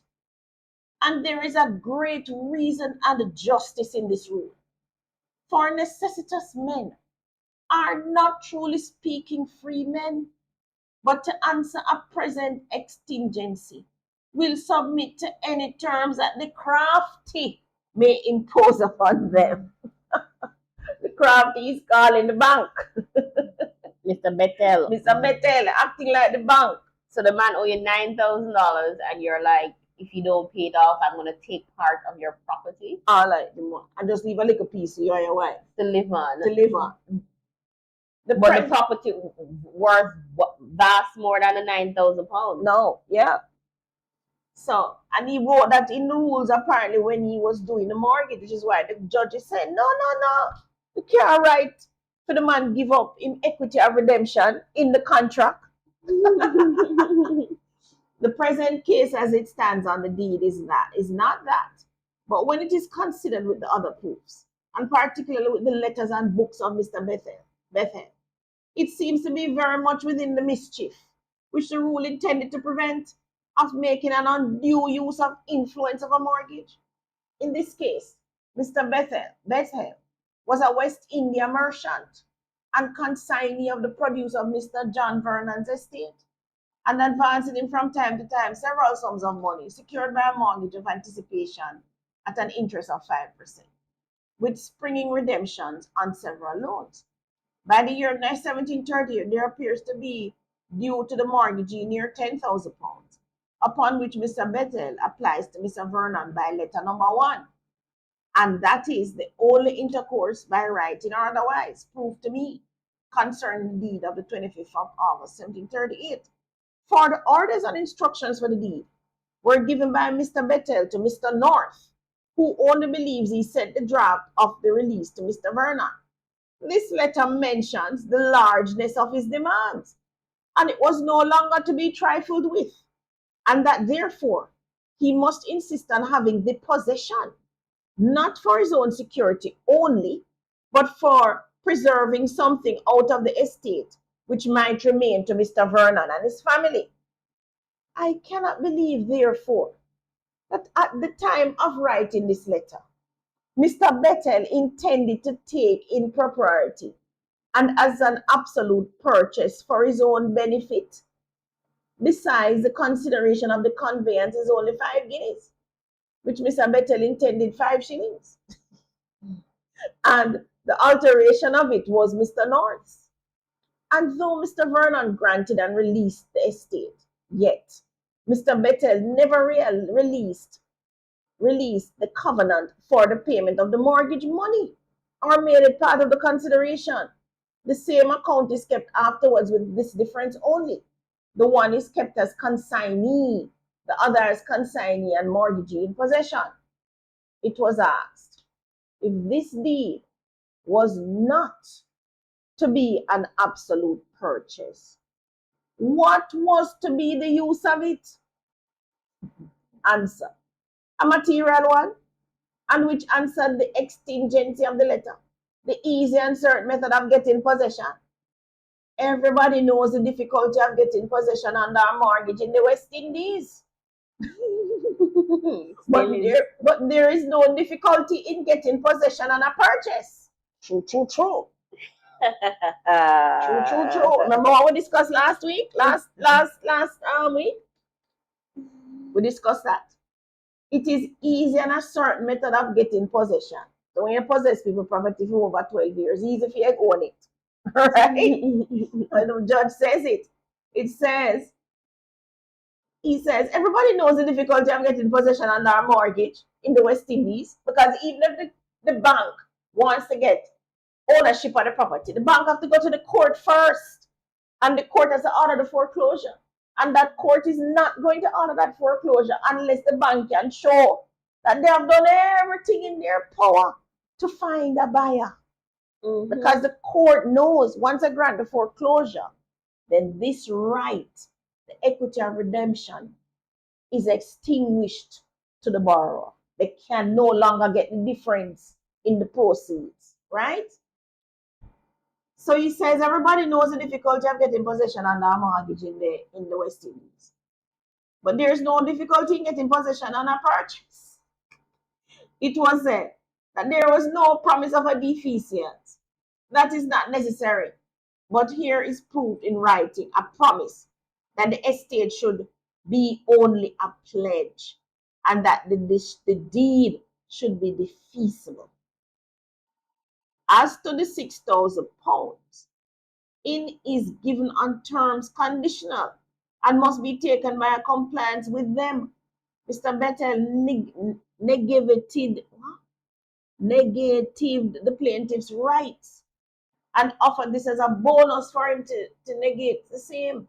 He was pursued that right and insisted on it. Therefore, if he had failed, I should have been of opinion he could not have resorted to the £6,000.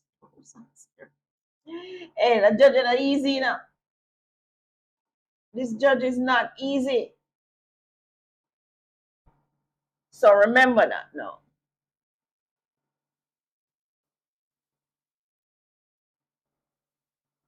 Remember, you have the right to redeem your equity in your property. Right? So the judgment is the court ruled in favor of Vernon. The court held that a mortgage is only security for a debt, and that a borrower cannot be deprived of the right to redeem the property simply because of the wording of a mortgage agreement. So read your agreement. To be honest, I've never read one of those agreements. So you need to read the agreements. Right? So once a mortgage, always a mortgage. The mortgage, remember guys, is a security for the debt. All right? So what happens when the payment stops? Arrears, you get demand letters up to your neck. I've had those. You get default. You get statement that come to you, how much you owe them. Seriously, them start to send letter. But there's a 90 days that you have, right? 90 days. So remember that. It's 90 days after you start owe them that they start this procedure for the what's it called?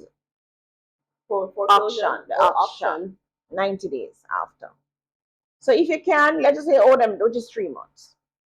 Pay them the 1 month, owe them the 2 months. Pay them the 1 month, owe them the 2 months. Pay them even 2 days, 3 days, just keep it under the 90 days. When I bought my first property, that's what happened to me. The Victoria Mutual lady comes every month to me. She said, pay the liquor that you have, keep it under the 90 days. I think it was easier back in those days because they were so manual. Now their system is automatic. Yeah. And she used to come every month. She come. Davis, you know that you're behind on the more. You just say yes. So I eventually got out of it by my second daughter's father come and him start giving me money. I start doing my liquor, more hustling. And I got bonus every December. And the bonus that I got every December, that when everybody else spend them bonus, I put it for mortgage. The bonus was like 3 months? The bonus was a month's pay. Oh. Yeah. So the whole mortgage. Yeah. So I put it on it, right? But then I fall back again. Same thing. Let's keep it till I eventually came out of it, right? You're under a lot of stress when you're young, though. Under a lot of stress, Tony. You couldn't even imagine it. So remember, the foreclosure process is the court just saying, listen, you guys have not tried to help yourself. Say default, the lender will file a claim. The judge still going to give you an opportunity to the judge might say, all right, you have 6 months to pay off the mortgage. The judge will go sit on the back, you're going to get 6 months. All I hear, just depend on the judge where you come in front of. And if you still don't do it, then the judge, if you fail to pay back the people having their money, then the judge has to just foreclose on you, right? Mm-hmm. And extinguish your equity. Now, when the ownership change, you no longer get back any money, guys. So you don't want it reach foreclosure. If you're falling into default like that, you don't want it in foreclosure. The bank don't really want the property. The bank want the interest. Now, what you must do if you're going to default? The worst thing you can do is sit and do nothing. Ignore the people, them letter them and do all these things. Do not do that. You want to act early, right? You know you're going to default. You want to start calling the bank. This is happening. What can I do? You lose your job. This has happened. What can I do? Can I pay the interest? How much we really owe now? You get redundancy money, you might look at it and say, all right, man, I get $1 million, I only owe 500.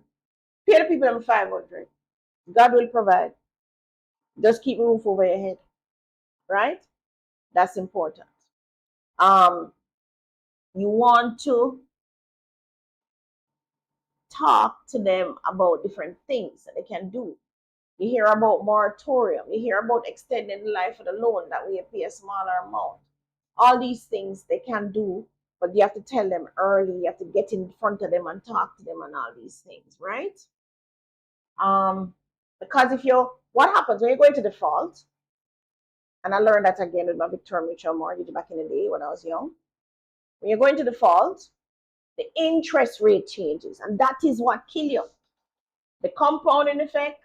We used to pay 8% interest, all of a sudden you reach 20%. All of a sudden the cost start balloon. That's what kills you. So if you can extend the mortgage, you can get a moratorium, so get 3 months while we pick up a job. Ask them, can I not pay for 3 months while I pick up a job? Ask them, freeze it. Ask them, right? Rent out the property. You can do these things too, right? So you can do loan restructuring, ask for temporary relief, extension on the mortgage. You can also call Miss Davis to sell the property. Remember, now, property value 25 million now. You owe 5 million. You can't consider selling the property. Because the thing is, if you default, you now get no more loan. You talk go up on your credit thing, say default on the loan. You told it, right? You feeling okay? You want to sleep because you go to the work. And now you're struggling. I don't think it's the walk. I would have normally gotten up early. You need a Malta. I think it's the extra 5K walk. I don't even know how you do it. So you can call me, Tony-Ann, sell the property before it gets to the extreme, right? But sometimes you call us too late, guys. Call us right in when the bank is on the tail and them just so aggressive and doing all these things. So you must consider to sell before the lender decides to sell and preserve your equity. Now remember, real estate, the appreciation is what drives you, which is good. The mortgage paid down, you have rental income plus the bank give you leverage. You can put on like a $2 million now you own a property. You have control of our property value 20 million. So remember that is what makes the difference in the real estate when it comes to real estate as an asset class. So protect your equity. You're building your own equity when you pay down the mortgage. So really and truly, the first payment you should make when you get your pay is your mortgage. Because that's for you. Equity is what belongs to you.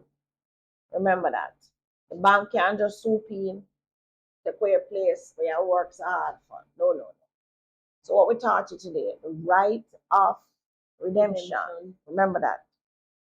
Remember that the equity is yours. We also spoke about how we sell property, private treaty, bank sale, foreclosure, is the other one, auction. We taught you all of that today. It's important that you understand those things when you own the property. Because remember that the property is yours. You own it, not the bank. So you are to do everything in your power to keep it. Tony, you only have 5 minutes of questions. Did you? We have, I think, 2 questions really. Oh, cool. Okay. I'm that good at teaching. No questions. One was from earlier. Can I get some of your water? Find it. Por favor. Remember that from Spanish. What does that mean? Please.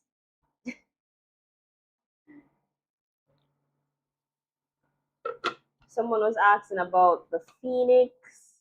I think the gist of the question is that they're being sold for 30 million. Will a valuation report reflect that? Sure it will.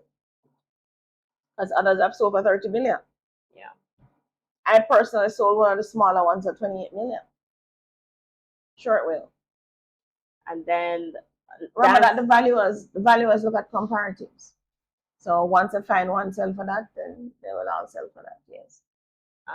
Dantel wants to know, I recently purchased a property and I saw a walkway there where people walk to get to other houses quicker.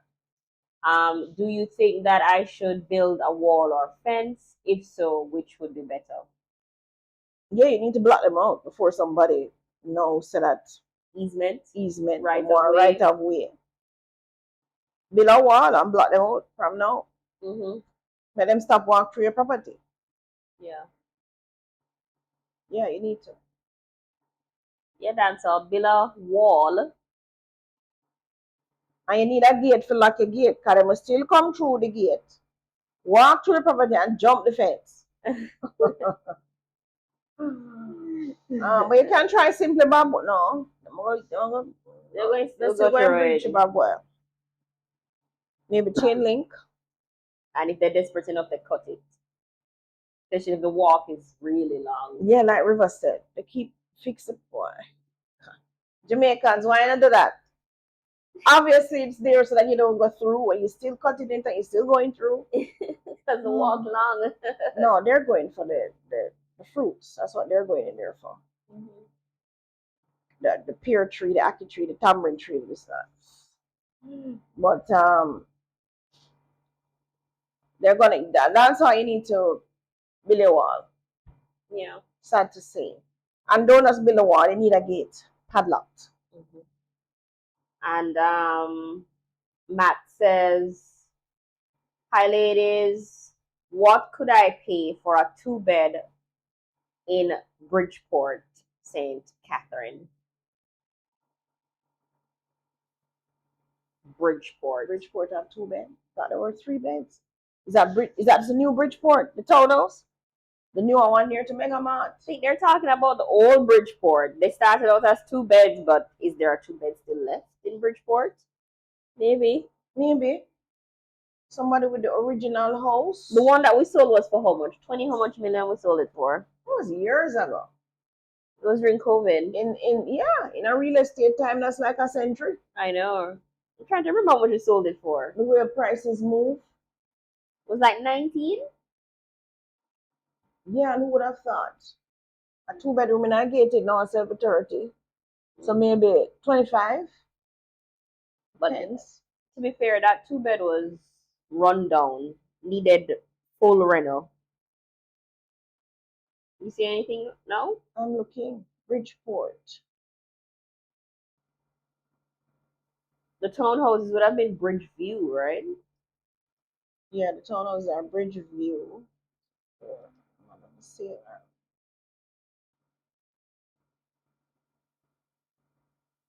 I forget some Portsmouth name. See anything? What was I drinking? Oh, a 4-bedroom townhouse is 38 million. Mm-hmm. I don't see any proper Bridgeport. No proper Bridgeport. Bayfront villas and apartments selling for 40 million. 40 mil. Matt, we're not seeing any detached 2-beds. Also one here, 4-bed. A 4-bed? Isn't this one? Yeah. That looks like the other side though. Edgewater. Oh, this looks like Edgewater or Portsmouth. Portsmouth. It's a Portsmouth. Portsmouth Avenue. Yeah, this has over 26 million. It's a 4-bed. So the whole area named Bridgeport. Attached, don't it? Yeah, Portsmouth not. Portsmouth. Yeah, Portsmouth attached. But the whole area is called Bridgeport. You see? Mm-hmm. Well, when people talk about Bridgeport, they're talking about the houses by the roundabout. Yeah. Okay. And this is Cumberland. They would probably need to pay somewhere close to the 30 mil for one though. For 2-bed. Yeah, 2-bed, because it's in a good area, Bridgeport, and it would have yard space if it's just a 2-bed. So you can expand. Right? So somewhere this is south of 30. Yeah. Mm-hmm. Phoenix pulled the 30 because it gated. And new, brand new. So we pull the 30, and a lot of persons want to be in a gated now. Them just feel safer. That's just the truth. Mm-hmm. Especially those coming from overseas. All right. Any more questions, Tony?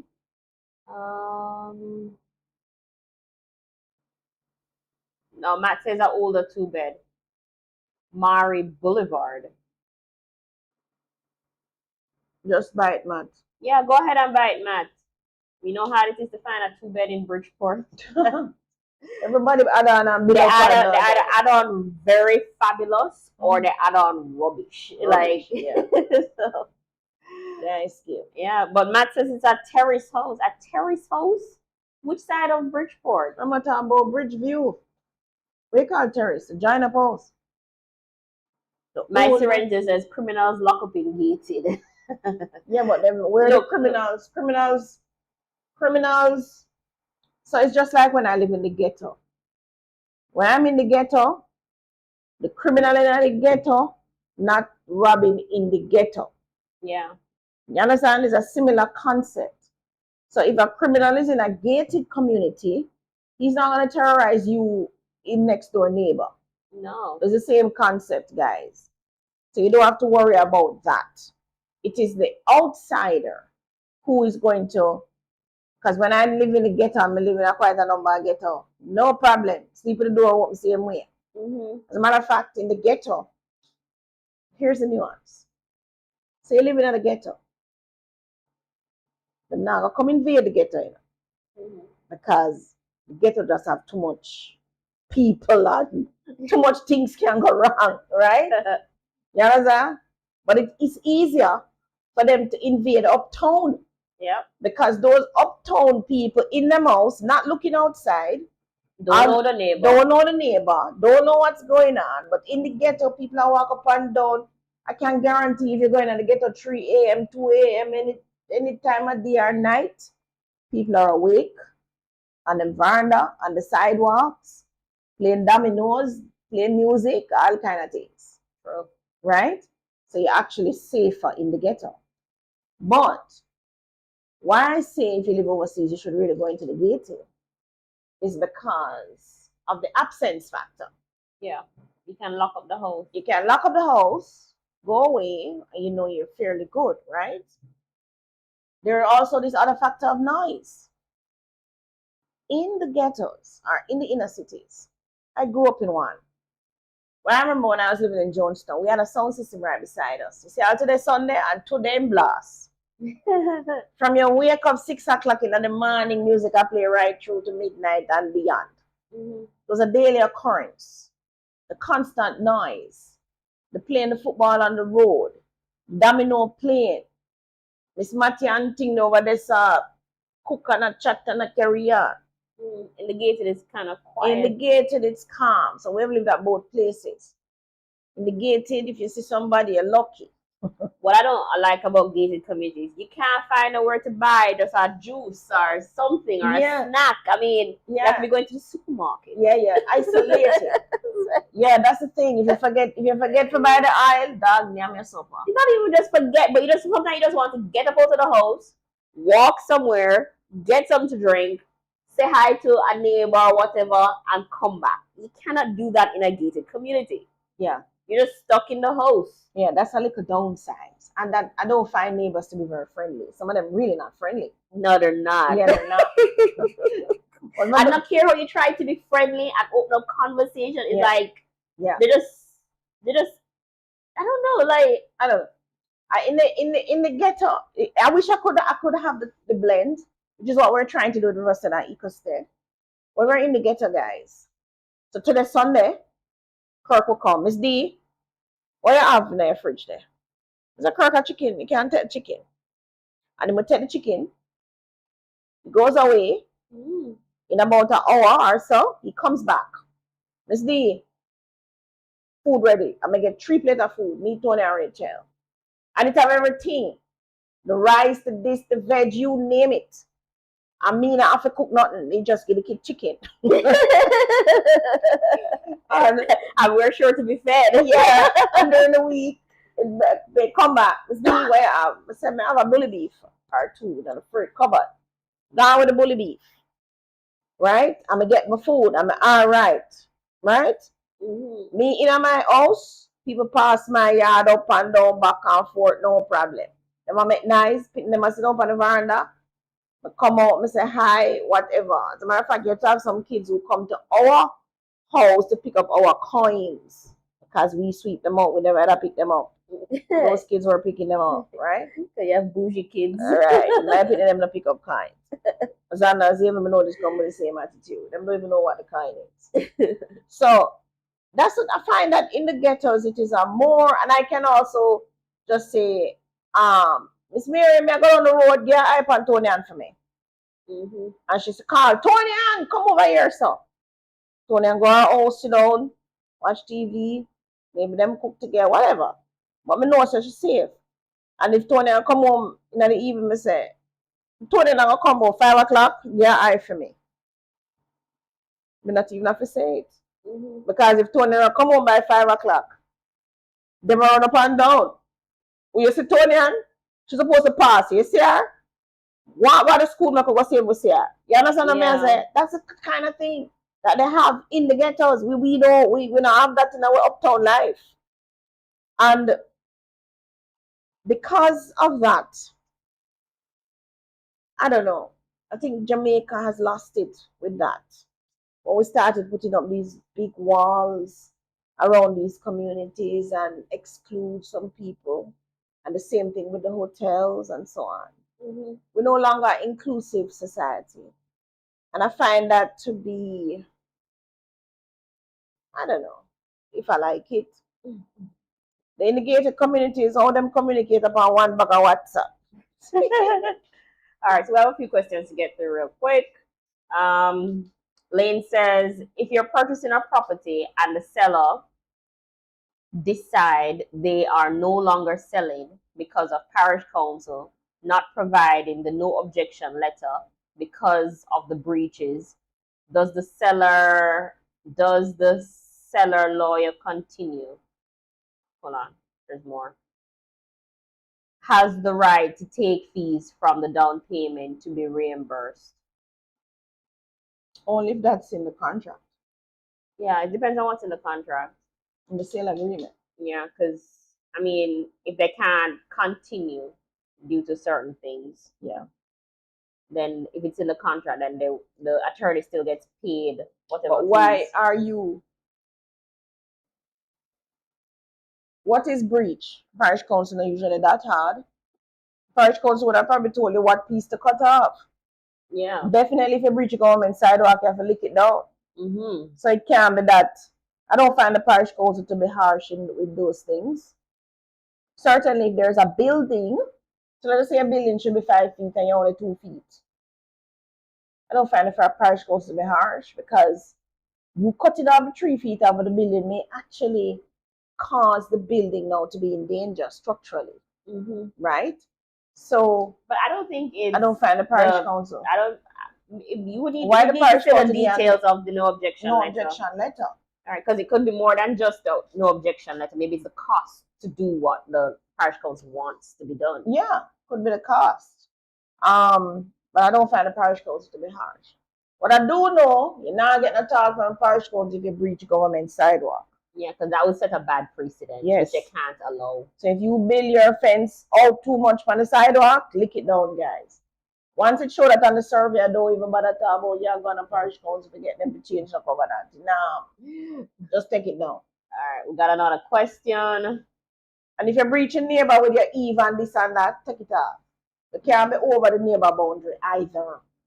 So if you only breach yourself, in that you should have been 5 feet from the boundary, you're not. Take a chance. But if you're 1 foot over the neighbor fence, just cut it off. Because you're not getting on with that.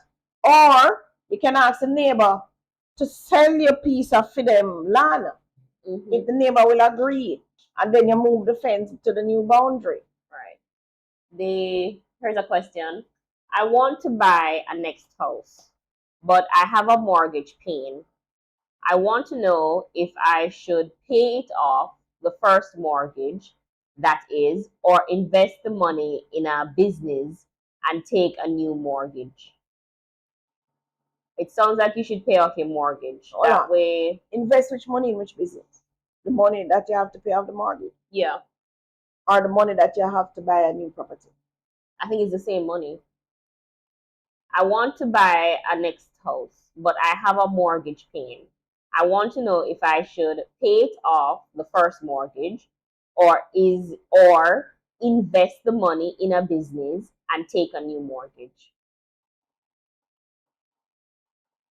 So like you want to take a equity out of the business then, out of the house, the other house, the first house. No, so like they want to get another mortgage.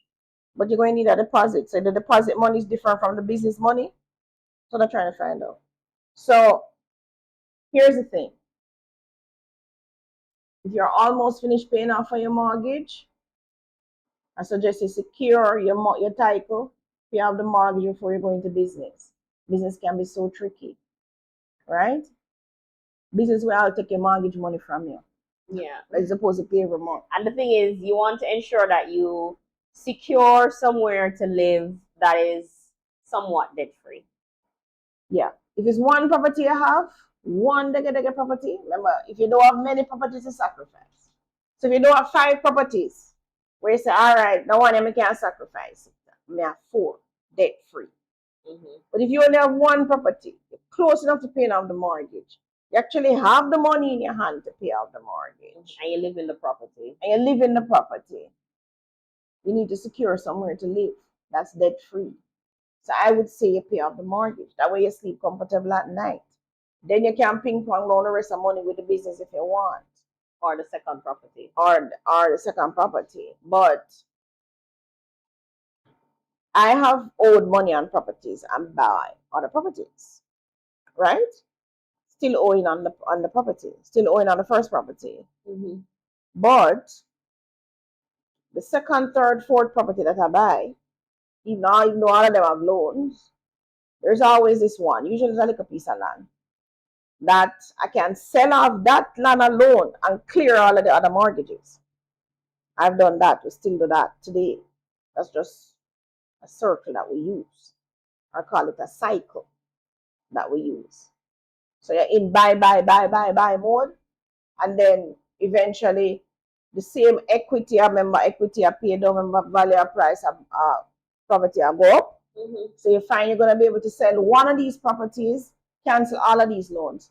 So if a 4 property did have one loan, you sell one, you cancel the other 3. That means you have 3 property without mortgage.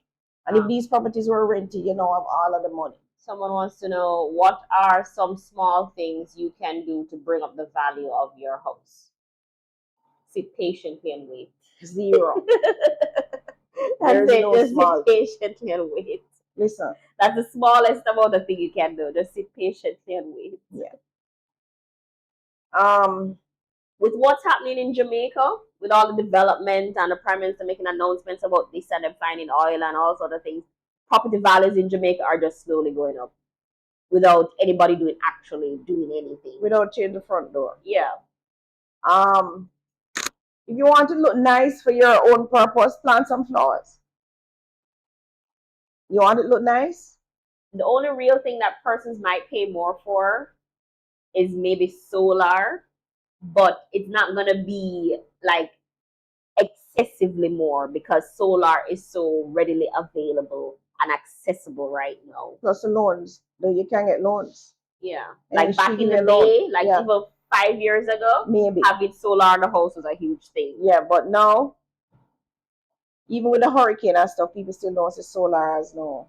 Yeah, because for the most part, the grid went back up in relatively short time. Yeah. And also, remember, we have all our alternates. We still cook with gas. Right?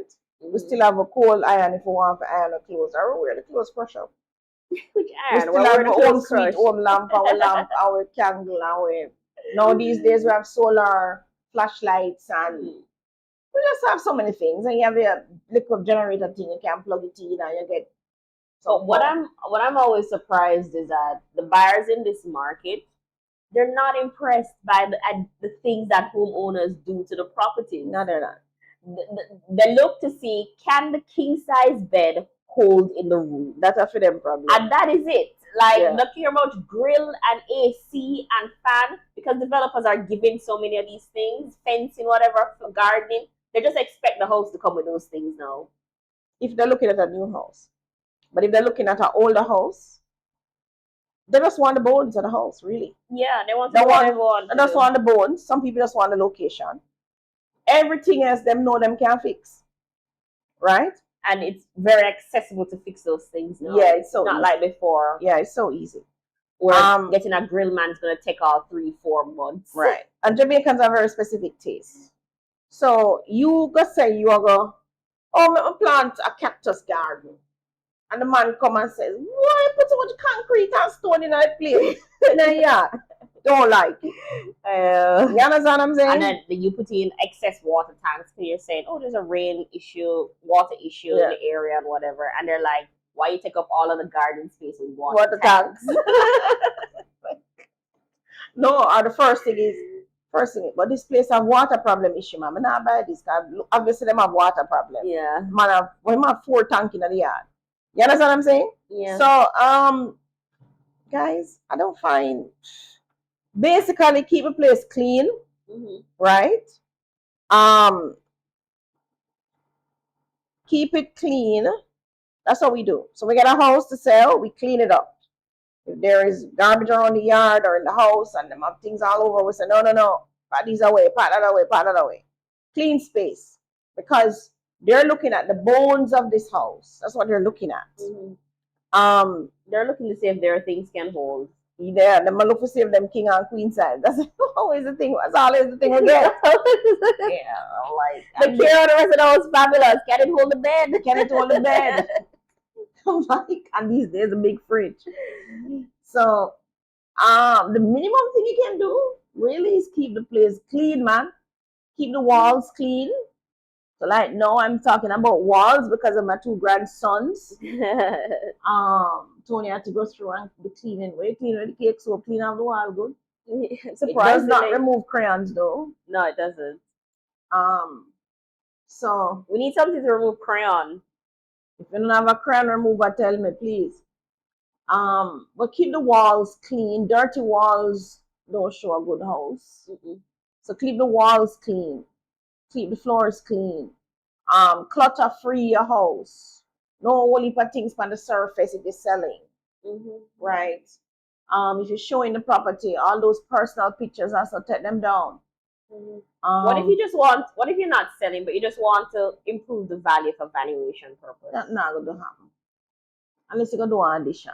And then I find that the addition that you're going to do, so you spend 5 million put on a master bedroom. So and the house was valued, that was valued 30 million before. Now it's valued 35 million. Just doesn't make sense. It don't make no sense. All right, so we're actually out of time. Do we have any more questions? Small things you can do to bring up the value.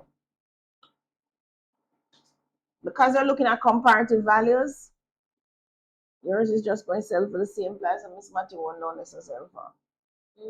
Because the valuer is going to go in his database and say how much house in a year I sell for. Boom, boom, boom, boom.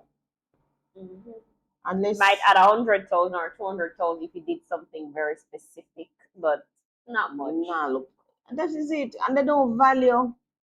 So the AC different and the fan different and the solar, they don't value them separate and put a value. That's the thing. They don't. Maybe they should, but they don't. So plus, and another thing, if also in the area is over 30 million, and you do all this fabulous thing for your house, it now gonna value 60 million people. Yeah. You understand what I'm saying? Not only that, if the place generally selling for 30 and you're asking 40, you just not going to get it. Like your house just going to stay on the market, even if it's fabulous. Yeah, just going to stay on the market. Because the type of persons coming to that neighborhood, them only can afford 30 million. If they can afford 40 million, I'm going to one different neighborhood and buy the rundown house and fix it. Yep. Yeah.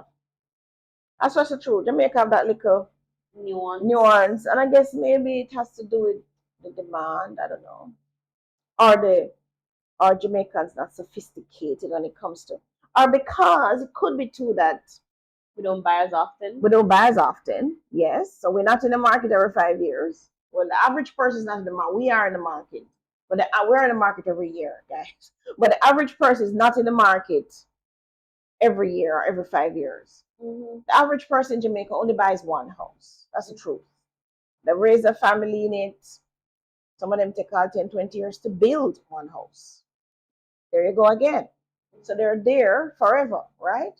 We sell mainly because of migration, divorce, death, or separation. That's a divorce, eh? You can be separated but not divorced. Well, yeah, you can be separated but not divorced.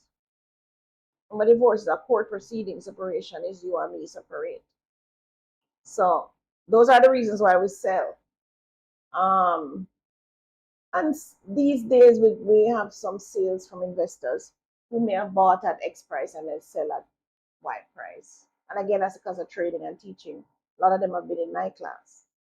So with the market, our buyers and sellers not that sophisticated.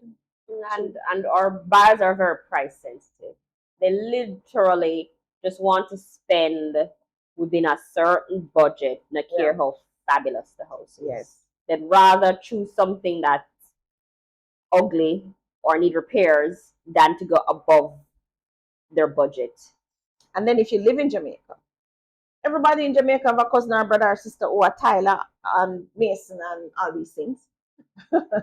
Right? So they know that they can take this and make it what they want. And Jamaicans tend to be industrious and they want to do it. You know, fix it up. Look, especially women want to do it. Yeah. Yes, I can't think of anything apart from keeping the place clean. Don't make it look run down and chaka chaka. Cut the grass. If it's even bush, cut it. And keep up the painting. Keep up the painting. And you don't have to keep up, you have to keep up the painting if you just clean the walls and don't have a Zandas even. A lot of families have a Zandas even at this point. Oh my God. All right, Mom, we're at the end of the session. Monica says, value information as always, ladies, and have a great weekend, everyone. Have a great weekend. And Read and Play saying, we no longer have the village. That's it. We no longer have the village. Right. All right, everybody. Thank you so much for joining us. And we look forward to seeing you next week. Bye, everyone. Bye, everyone.